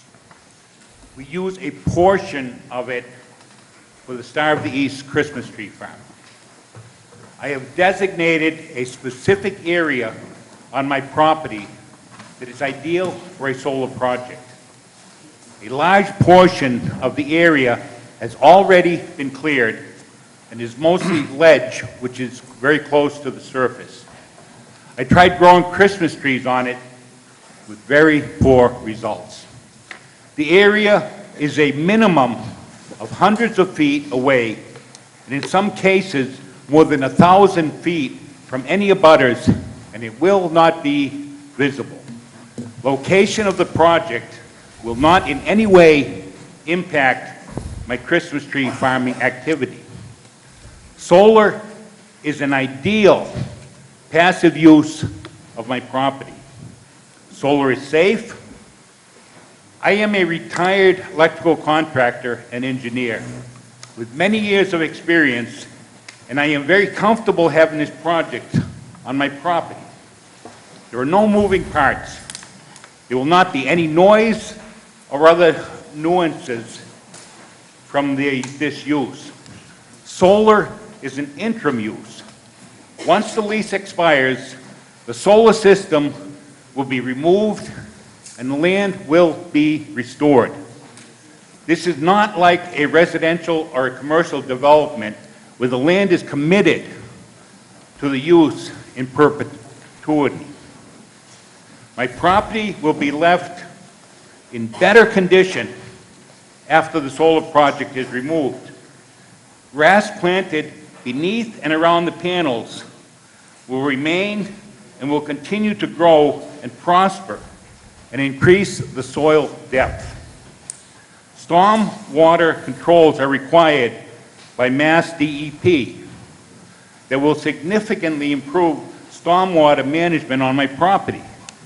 In fact, right now, stormwater flows as sheet flow with little or no control. The stormwater controls will remain on the property even after the solar system is removed. A yes vote tonight is only the beginning of a long approval process with no guarantee of success. The utility, National Grid, is still required to perform detailed studies on the ability of the existing infrastructure to support the power generated by this project. The developer will be required to prepare detailed engineered plans that will be presented in front of the Town Conservation Commission, and Planning Board. Both of these boards, as well as the public, will have the opportunity to review and question the plans to make certain they are protective of sensitive receptors and in accordance with Mass DEP requirements and also with town bylaws. The project will help me and my family fulfill our mission and our vision. As a retired electrical contractor and engineer, I am knowledgeable in the methods that electricity is generated. I am a firm believer in solar energy and fully expect it to be one of the primary sources of electricity generated in the future. I am committed to the environment, and solar is a renewable source of electricity with virtually no carbon footprint. My family and I travel to undeveloped regions of the world to help those less fortunate than us. The land lease income will allow us to continue these pursuits. The income generated will allow my heirs to continue keeping the land undeveloped without being forced to sell it into development after I pass on. Mr. Mackey, I don't mean to be rude, but you have about 30 seconds left, if you could wrap it up. Thank you. The town will benefit by about $80,000 a year in added property tax. That's $2 million in 25 years with no cost to the town. On A, you'll see that there's a place that's marked out where the power lines would come in. They come right off across the lane from existing poles onto my property. It would require no added poles anyplace. Thank you very much. Thank you, Mr. Mackey. Mr. Hebert? Yes. Mr. Moderator, John Hebert, 23 Singletary Avenue. I've been a Sutton resident for 67-plus years and observed and have been involved in several changes in our landscape, which mostly have been very positive and have not disrupted Sutton's character. Tonight, I would like to share my thoughts and comments on the solar farm articles 22, 23, and 24, which we, the town, will be voting on tonight. I would like to go back in history to February 7, 2012, at a selectmen's meeting where Mr. Mackey, owner of the Star of the East Christmas Tree Farm on DeWitt Road, a residential area, through a citizen's petition, spoke about his solar farm project, which was on the special town meeting warrant. This article was defeated by voters because voters did not want a solar farm in a residential area.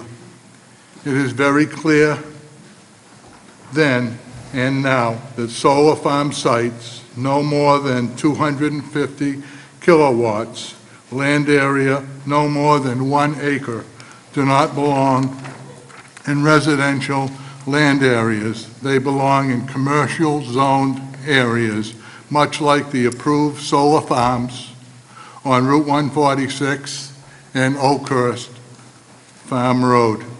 Again, both farms approved by planning and town boards are in commercial zoned areas. The second solar farm is also a citizen's petition submitted by Wayne Whittier, DBA Whittier Farms. This site is off Putnam Hill Road, across from the Blackstone National Golf Course, slated in a partial wooded area overlooking Lake Manchaug, which will also have to be clear-cut.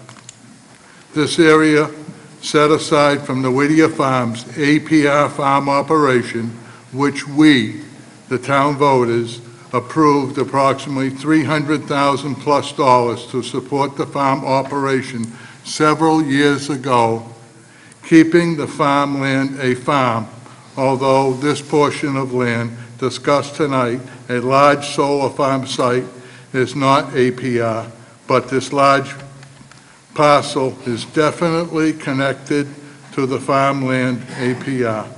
Again, I do not support having solar farm sites in residential areas of this magnitude. The third site, Article 24,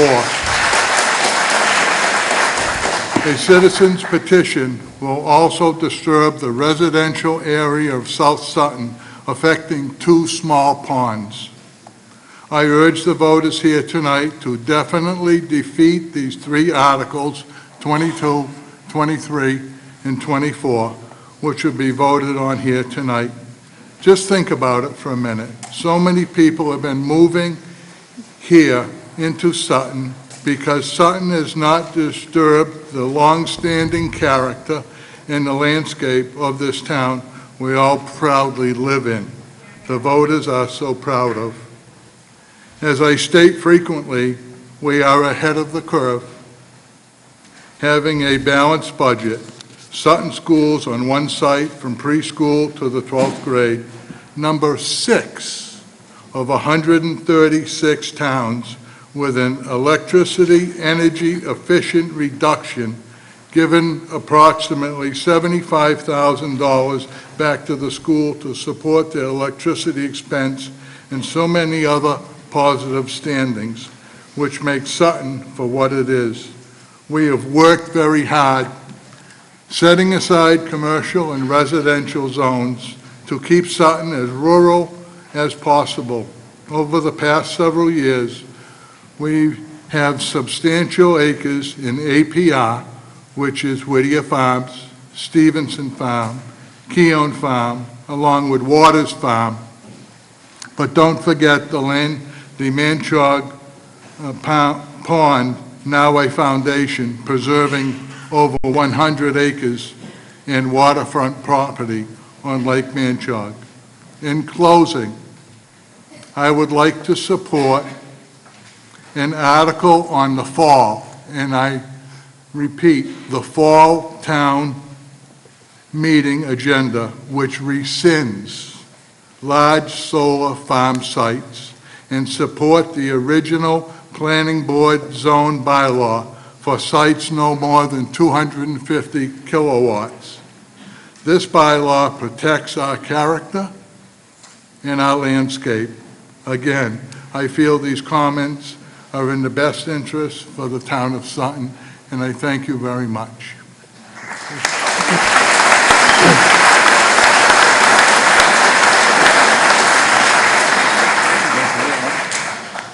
Hi, my name is Raymond Charlot, and I live at 193 Whitens Road.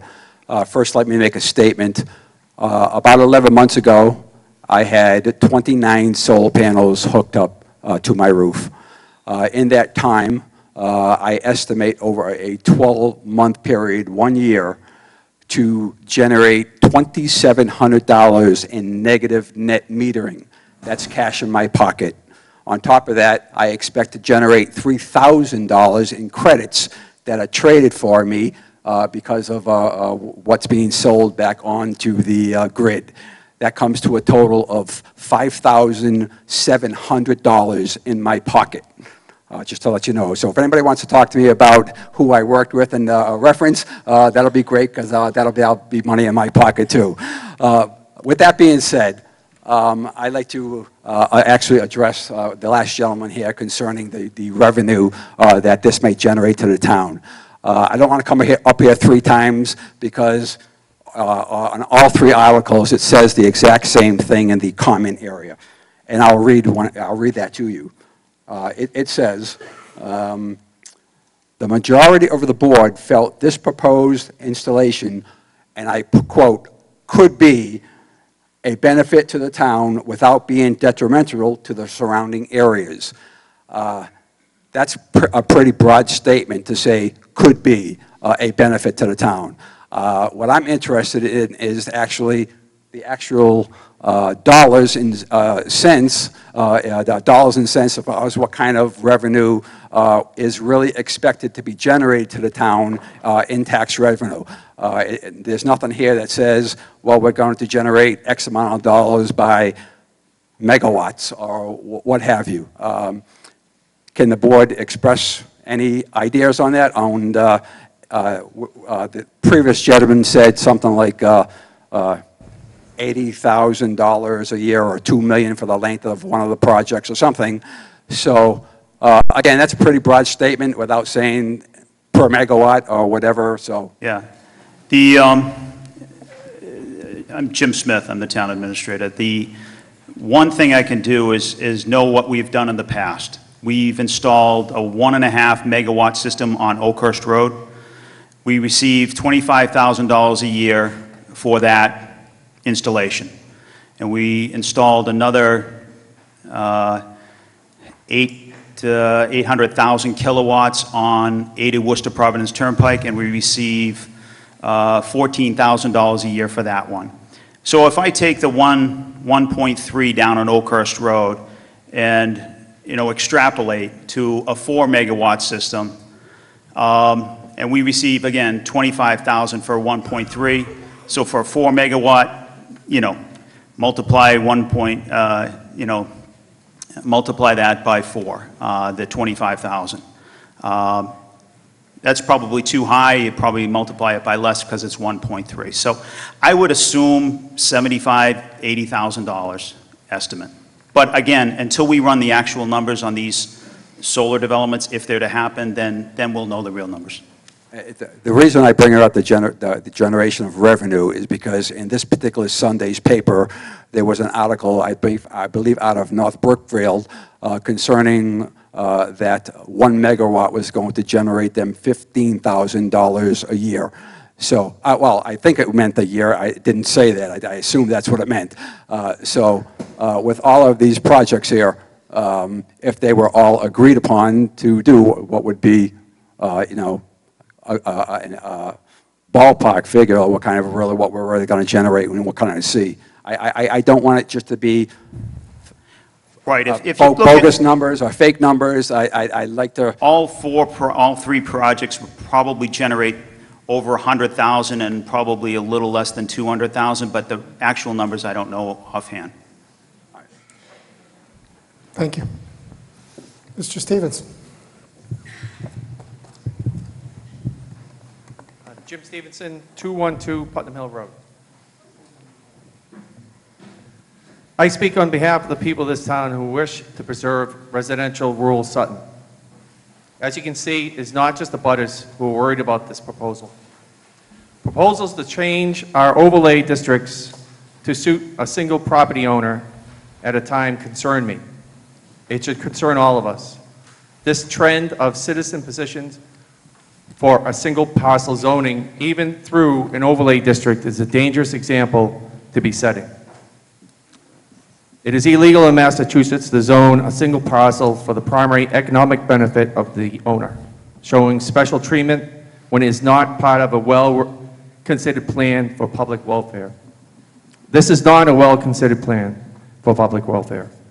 People have mentioned the revenue that could be generated from this project. The estimate revenue is about $10 per resident per year. $10 a year to allow single parcel zoning.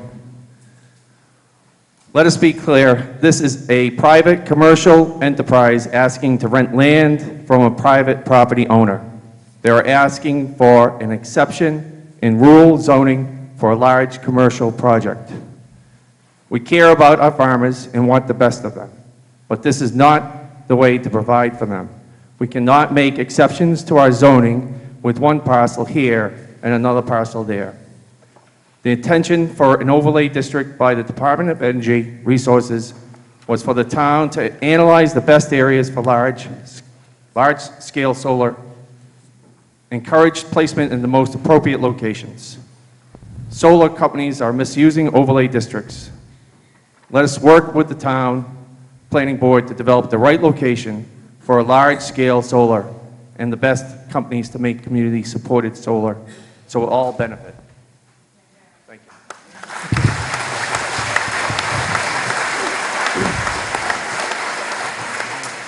Mr. Weaver. Am I close enough for you to hear me?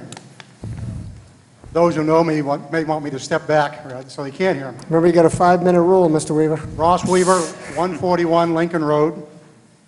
What I'm going to be touching on may sound a little bit radical because it's not just focused at residential. Anyone here who's familiar with our residents is aware that I support installation of environmentally friendly energy sources. Our house is equipped with a first-generation solar system installed in 1982 and still operating. Now understand, I did not say it's a photovoltaic. It's a first-generation system. It's working. The average, however, for technical and financial reasons, I oppose commercial photovoltaic systems installed in New England, financed by using federal and state tax credits, accelerated depreciation, and related incentives. The average annual global horizontal irradiation across North America ranges from a high of 2,300 kilowatt hours per square meter to less than 1,000 kilowatt hours per square meter. Across New England, the average is 1,200 to 1,600. Latitude, which in New England ranges from 41 degrees to 47 degrees north, is a major factor. However, it is not the only factor. For example, Calgary, Alberta, Canada, at 51 degrees north latitude, has the same GHI range. Another major factor is lower atmospheric clarity, specifically from moisture and airborne particles, best known as clouds and haze. And we all got a real treatment of both sides of that today, didn't we? In addition to the lower GHI, snow deposits on the surfaces further diminish electrical output per photovoltaic panel over the annual cycle. The current surge in commercial photovoltaic installations is largely driven by tax incentives, which are soon to expire, and tradable certificates. The federal investment tax credit is 30%, half of which, 15%, is accessible to the financial speculators. Also, there is a 5-year accelerated depreciation schedule to allow the owners to recover much of the installation cost more rapidly. However, allowing the accelerated depreciation also indicates that the productive life expectancy of the installations is relatively short. Due to a combination of technological advances and projected panel degradation rate, the productive life expectancy of the current installations could be as short as 15 years. My opinion is this creates a very flawed business model. Move on to 2033. The owner has multiple installations across the country. Several of the early installations are no longer competitive due to reduced output, increased maintenance costs, and better technology. Presuming the industry's lobbyists have not convinced Congress to continue the high tax credit and accelerate depreciation rate, the owners will have to use operational profits, bonds, and other financial resources to fund upgrades. Faced with the decision of spending company money to upgrade installations in New England or Arizona, the choice is obvious. I think that within 15 to 20 years, there is a high probability that the New England installations of 2015 to 2019 period will be non-functional. We received a mailer from one of the proposed installations that stated an interim use of 25 to 30-year lease, after which the solar equipment is to be removed. I hope the lease agreement also includes the requirement that, should the installation become non-functional or poorly maintained in less time, the equipment must be removed immediately from the property and the property restored, not allowed to sit and degrade for the full 30 years. And I have one question on all this. If commercial photovoltaic is financially viable in our area, why are they not being installed in existing electrical transmission rights-of-ways? Thank you. Thank you, Mr. Weaver. Richard Kohler, 15 Singletary Avenue. Mr. Moderator, this concerns the next 3 articles up for vote. I believe it's important to refer to the Department of Energy Resources here for guidance. They develop and implement policies for green energy here in the Commonwealth. Here's what they have to say. Where a solar facility is sited, as well as the placement on the site once selected, is an important consideration, particularly in regard to large-scale ground-mounted facilities. The DOER strongly discourages locations that result in significant loss of land and natural resources, including farm and forest land, and encourages rooftop sightings as well as locations in industrial and commercial districts or on vacant, disturbed land. Significant tree cutting is problematic because of the important water management, cooling, and climate benefits that trees provide. Now, if I refer to the master plan of Sutton written in 2012, it talks about using solar panels on municipal facilities and mentions small-scale solar throughout the community. And here we are already doing both of these plans. Nowhere does it recommend large-scale solar in our residential areas. Instead, it has the following vision statement. The town of Sutton appreciates its open space, cultural and natural assets, its village centers, its sense of community, and distinct rural feel. Sutton's open space, vistas, agricultural land, forest, lakes, ponds, historic structures, places, and their ultimate protection are one of the most important aspects of this community. The town, through this master planning effort, will foster economic growth, encouraging local services, job creation, and increased tax base that is in balance with the town's rural character. The strength of the town lies in its past and future planning efforts, and its ability to challenge itself to make organized and thoughtful decisions regarding its future. Ultimately, the town of Sutton will thrive on its unique balance of growth and rural character that has attracted generations of families. This sustainability will be the model that visitors will remember. Thank you. Thank you.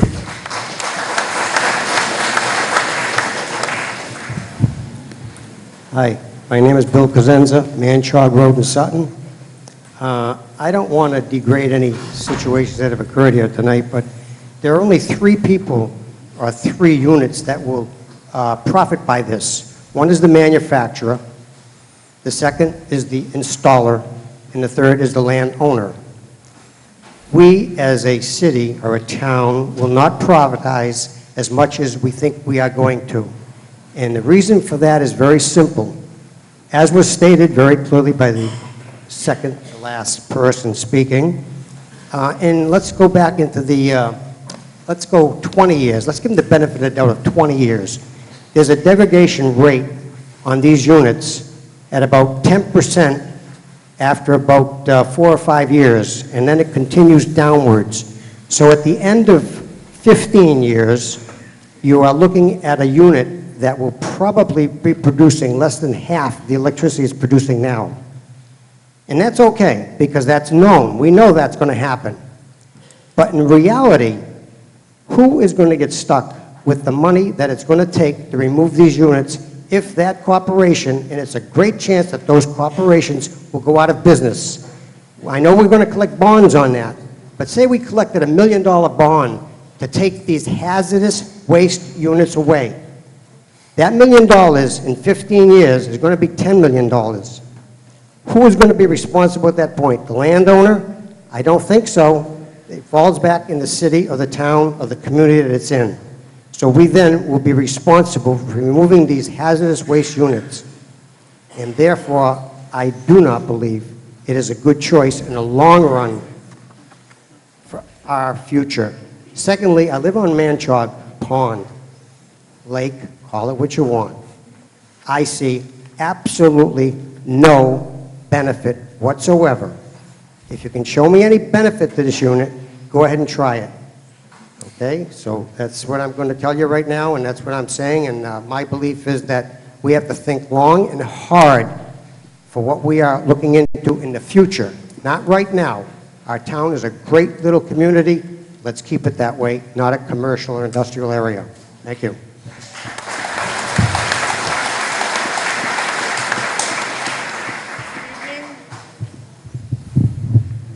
Good evening, my name is Dana Evans. I live at 3 Dewitt Road, so I am in a butter to 15 Dewitt Road, and I Speak right into the microphone. Just go right, oh, you're on, just, there you go. I appreciate the owner's belief in solar.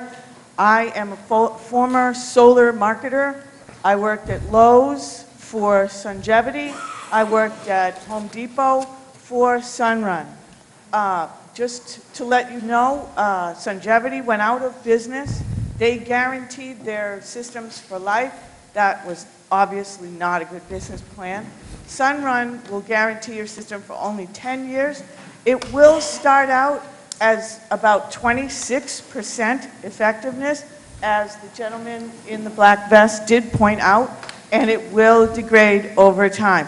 I did have a solar home, very excited about it. However, I was just as excited to sell my house. It's like a boat.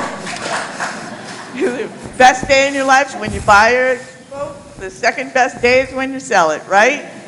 So, and as an abutter to 15 Dewitt Road, I am concerned about the number of solar panels that are going up next to me. I'm also concerned about the wildlife that's in our area. We have a lot of wildlife management. I abut the wildlife management area. So those are my concerns. I am not sure if it's environmentally safe. We don't know, do we really? Who knows the 20-year impact of solar panels sitting in your backyard? And I agree with the planning board that a commercial zone is a real proper place for that, because the town has the ability over time to replace degraded panels, to dispose of them properly, but a private owner is not going to have the same revenue in 10 years as he has now, as he gets older. And so where are those degraded panels going to get their maintenance from, as some of the people have already stated? So that's my 2 cents, and thank you very much. Thank you. My name is Jim Ray. I'm at 192 Hartness Road. I'm obviously not in a butter. I do have 63 solar panels on my roof in a house that has no oil and very little gas consumption, because I've got 2 geothermal wells. So basically I have an all-electric home in Sutton, which makes a lot of sense, but actually it does. The basic concern I have is the 3 owners of these properties, if they don't get the photovoltaic, what are they going to do? They can clear the land and put in photovoltaic. They can clear the land and sell it for housing. Or they can clear the land in one case with your farm and use it for farming. One way or the other, they're probably going to clear the land. They may and or sell it. If you're looking at the 3 options, I think the photovoltaic is the best way to go. Oh, by the way, for the person who put on Facebook that they enjoyed walking in the woods, that's great, but you're trespassing. Thank you.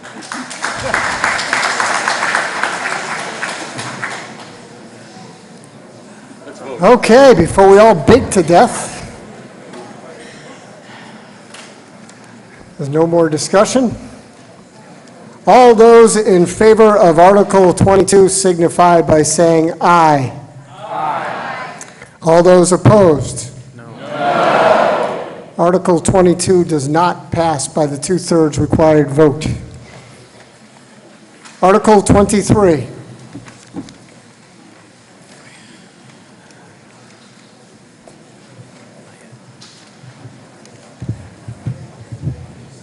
Mr. Moderator, I move that the town vote to amend the zoning map.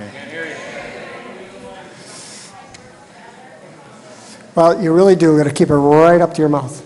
I move that the town vote to amend the zoning map in my bylaw, Section 5F, to add a 44-acre portion of 226 Putnam Hill Road, map 36, parcel 1, and 44 Old Mill Road, map 41, parcel 41, to the solar voltaic overlay district as shown in the attachment B in tonight's packet. Finance and Warrant Advisory Committee, your recommendation? The Finance and Warrant Advisory Committee voted 3-3 with 3 in favor and 3 against recommending the passage of this article. As with Article 22, the members of the committee voting to recommend passage of the article generally noted the additional revenue for the town as the primary benefit to its passage. Members of the committee who voted against the passage of the article in general believed that there would be a detrimental impact on the surrounding area. Planning Board? The planning board voted 4-1-0 to recommend the town meeting approve this article, but only the portion of this parcel necessary to support up to 4 megawatts AC solar panels. As stated in Article 22, the majority of the board felt this proposed installation could be of benefit to the town without being detrimental to the surrounding area. The dissenting member felt installations over 250 kilowatts are industrial in size, in nature, and do not belong in rural residential districts. Okay, now open for discussion. Mr. Moderator, if I may. First off, I'm Wayne Whittier. I represent Whittier Farms. You got to put it clear right to you, Maureen, I'm sorry. Wayne Whittier, and I'm representing Whittier Farms on this article. I'd like to make a couple comments. Facebook, it's a great thing if used in a positive manner. The last few weeks, it has not been used in a positive manner. Second thing I'd like to address, and it's a point of concern to me, is Mr. Hebert's comments. Mr. Hebert, you've been in town a long time, and so have I. This piece, this parcel, is not restricted by APR. The parcel that is on Town Farm Road and Douglas Road. The contribution that the town made, if I haven't said it publicly, thank you. But the town got a a cell phone tower site that will recover 2 to 1 or better to the town for that. On the solar parcel, it's a temporary use. I said at the planning board public hearing, it's a temporary use. 25, maximum 35 years. My family wishes to have the solar company do the expense of clearing the land, utilizing it, benefiting to the town to the tune of about $2.4 million in tax revenue. And then, at the end of that, my family would like to go back in, finish clearing, and use it for agricultural land. There's one thing that we don't have anymore and we can't build, and that's land. This is a temporary use in our eyes. It's part of our grand plan, if you will. We have the construction people from Protec Energy are here tonight. When we met with them, we told them we wouldn't give up productive land. We needed to take the neighbors into consideration, i.e. excessive setbacks. Not just what's required, but excessive. That came from my voice. I have not changed that. If you will allow him, Barry Solsky, to speak from Protec, and he could share some of the numbers that their company does with town pilot program. With all due respect, Wayne, I'd like to hear first if there are any more voters in town that want to make any comments. And what I ask really on these next two articles, that we try to keep the emotion out of it, and if there's anything further you can add factual, I would appreciate it. I think we'd all appreciate it. Go ahead, on the left. Very short. Hold on.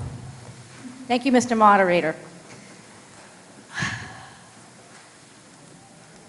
If you could introduce yourself, please. Oh, I'm sorry. I knew there was something I was supposed to do first. My name is Katie Kinser. I live at 53 Manchog Road. I have lived there for 26 years.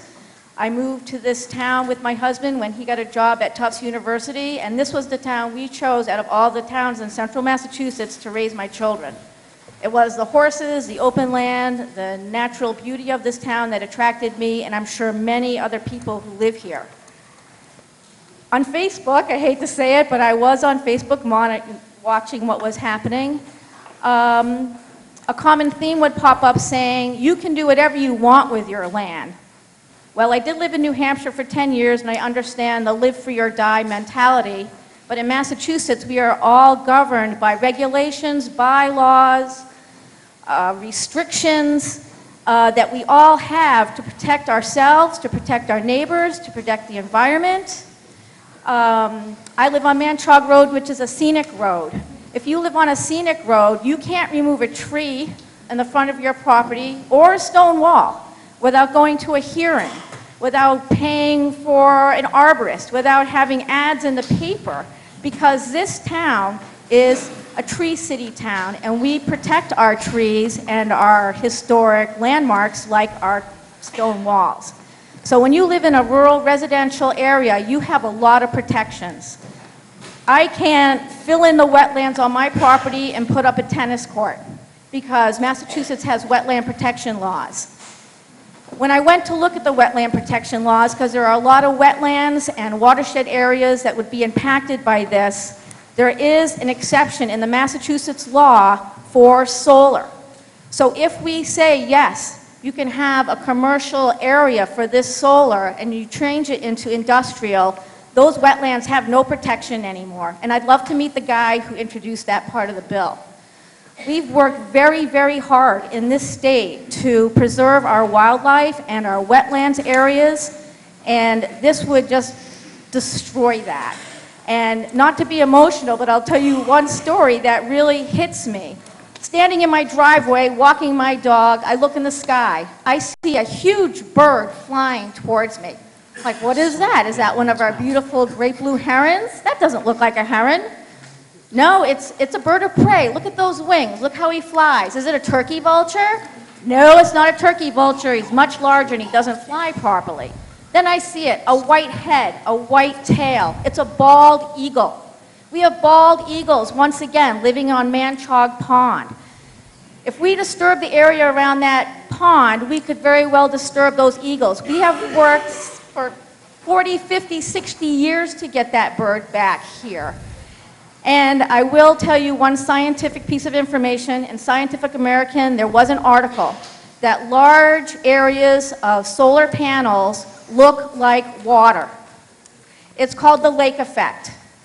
So those panels attract water birds, and they dive at them. They fly towards them. And if they don't die on impact from concussion, they can become incinerated.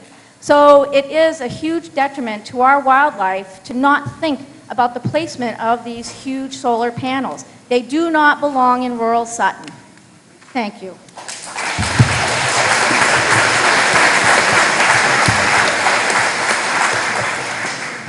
Yes, ma'am. Becky Blondell, 36 Old Mill Road. Mr. Moderator, appropriate zoning is an issue of trust for the townspeople of Sutton. Any exception should be vital to our community. I'm speaking in behalf of my family and many other Sutton residents. The Department of Energy Resources and our Sutton Town Master Plan both make it clear that this is not what is best for Sutton. There is risk associated with solar farm projects. For example, in Rhode Island, a 23-acre solar array was approved and implemented last year, and it caused flooded yards, roads, trees falling into a pond. In Connecticut, a similar solar-approved array was found to have numerous violations that caused flooded basements in neighboring properties. In Virginia, there have been major runoff problems due to native vegetation not growing in time. And in Monson, Massachusetts, Protect was ordered to halt their project for improper site preparation, erosion control, and logging. Let's not risk our wetlands. Our ponds, such as Manchog, Aldridge Mill, also known as Sutton Falls, and Swans Pond, our neighborhoods, or our wildlife. Let's keep large solar farms in our designated commercial zone locations to minimize the risk. We should not allow overlays in R1 zone locations. One final note, the Sutton bylaws, purpose for the solar photovoltaic overlay district, also known as SPOD, my understanding is that the solar overlay and installation, even under a perfect installation, it will reduce the potential buyer pool for property sales adjacent to it. This can potentially affect market value, but will not change property assessed value that we are taxed on. This is just one more reason for not allowing this in our R1 districts. Thank you. Thank you. Okay, seeing no more discussion on this particular article. All those in favor of Article 23 signify by saying aye. Aye. All those opposed? No. Article 23 does not pass by the two-thirds required vote. Article 24.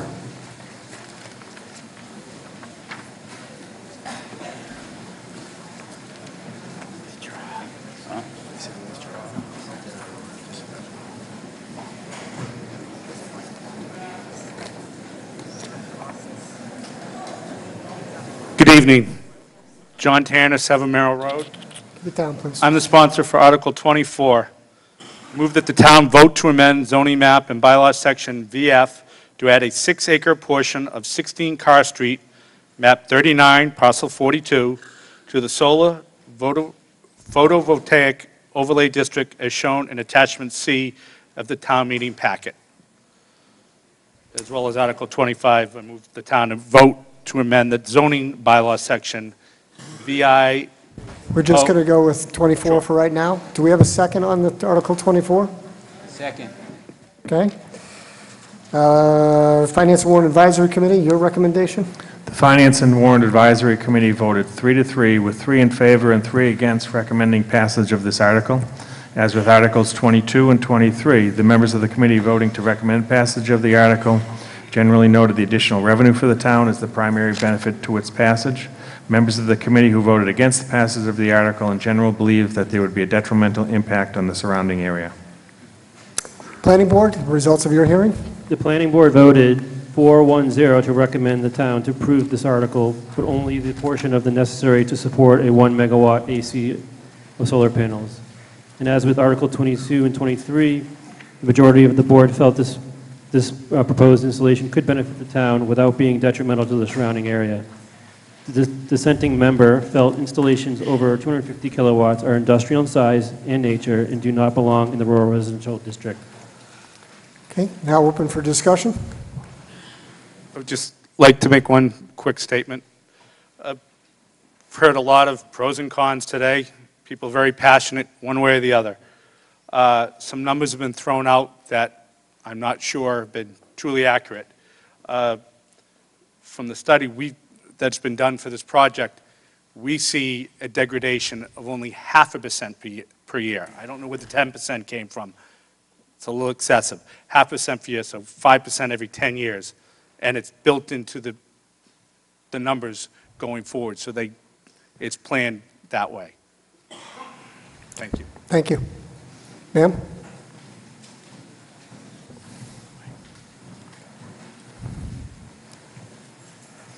Good evening, moderator. My name is Carolyn Kyle, and I live at 1598 Lots Road. Thank you for the opportunity to comment in opposition of this solar installation. I'm not going to restate it. It was redundant in terms of many of the common threads through all these installations that we've already voted no on currently exist. And as Mr. Hebert had mentioned, when we reviewed the first property, when the first wave of solar installations came into Sutton many years ago, the reasons that this town voted no still exist today. Nothing really has changed except the aggressive business plans of the solar industry. I'd like to read you some words that I think are relevant to this discussion, and it might bring it home for all of us. These are words that were posted on Facebook by a neighbor who lives in Millbury. And for all of us, you know, maybe you don't feel like you're connected to this, maybe you're not in a butter, maybe you're just tired because it's getting late and it's really hot in here. But I want to bring this a little closer to home. Imagine what Sutton might be like for you if this was across the road from you. What would this do to your legacy? As Mr. Mackey said to his heirs, to our heirs. Our financial investments, our homes, that's our future for our families. That's our investment, and all of our rights are equal. Whether we're installing something or in a butter, it should all be in balance. So these are the words from our neighbor. I live next to a 68-acre solar facility. It is not a farm, because farm is living and breathing. When it was proposed, I voiced my opinion at the town meeting, but I was the only abutter, so no one really cared. For nearly a year, it was a living hell. Trailer trucks, up to 80 a day, hauling out the good soil, bringing in the bad soil, and changing the road and the infrastructure forever for this particular neighbor. She had lived there for 30 years. Her road was destroyed, there weren't the resources to fix the road, and it's affected the runoff on her property. And it's right across from her home. So all of us have invested in living in this beautiful town, and we're really blessed to live here. but imagine giving someone else control over our investment and our quality of life. So I encourage you, on behalf of the concerned citizens of Sutton, please vote no on this. Thank you.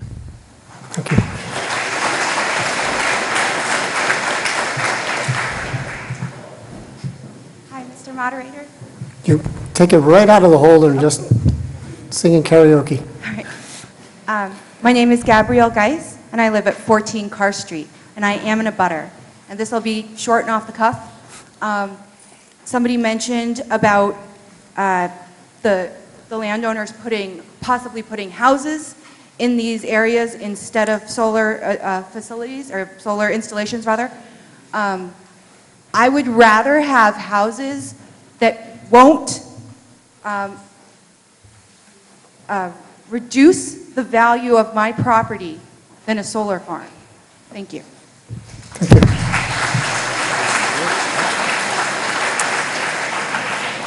Okay, I'd like to bring Article 24 to a vote. All those in favor of Article 24 signify by saying aye. Aye. All those opposed? No. The article does not pass by the two-thirds required. Article 25. Please, we just have one more article. Hold out.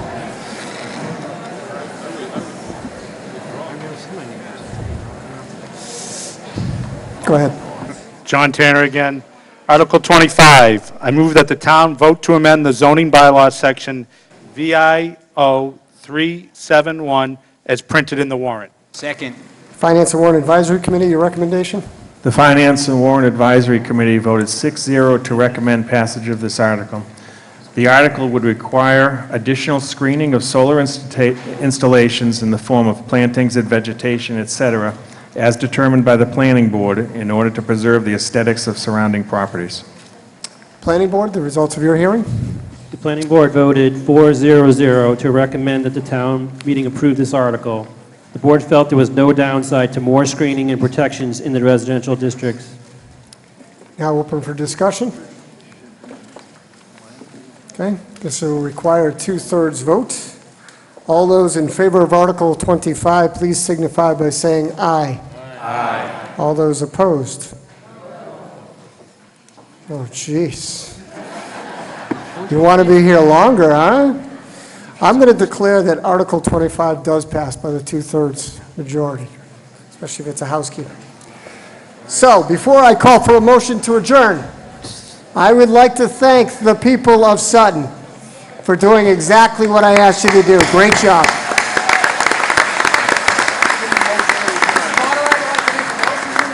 Do we have a second? Okay. All those in favor of adjourning, say aye. Aye. Go home and get cool. Thank you.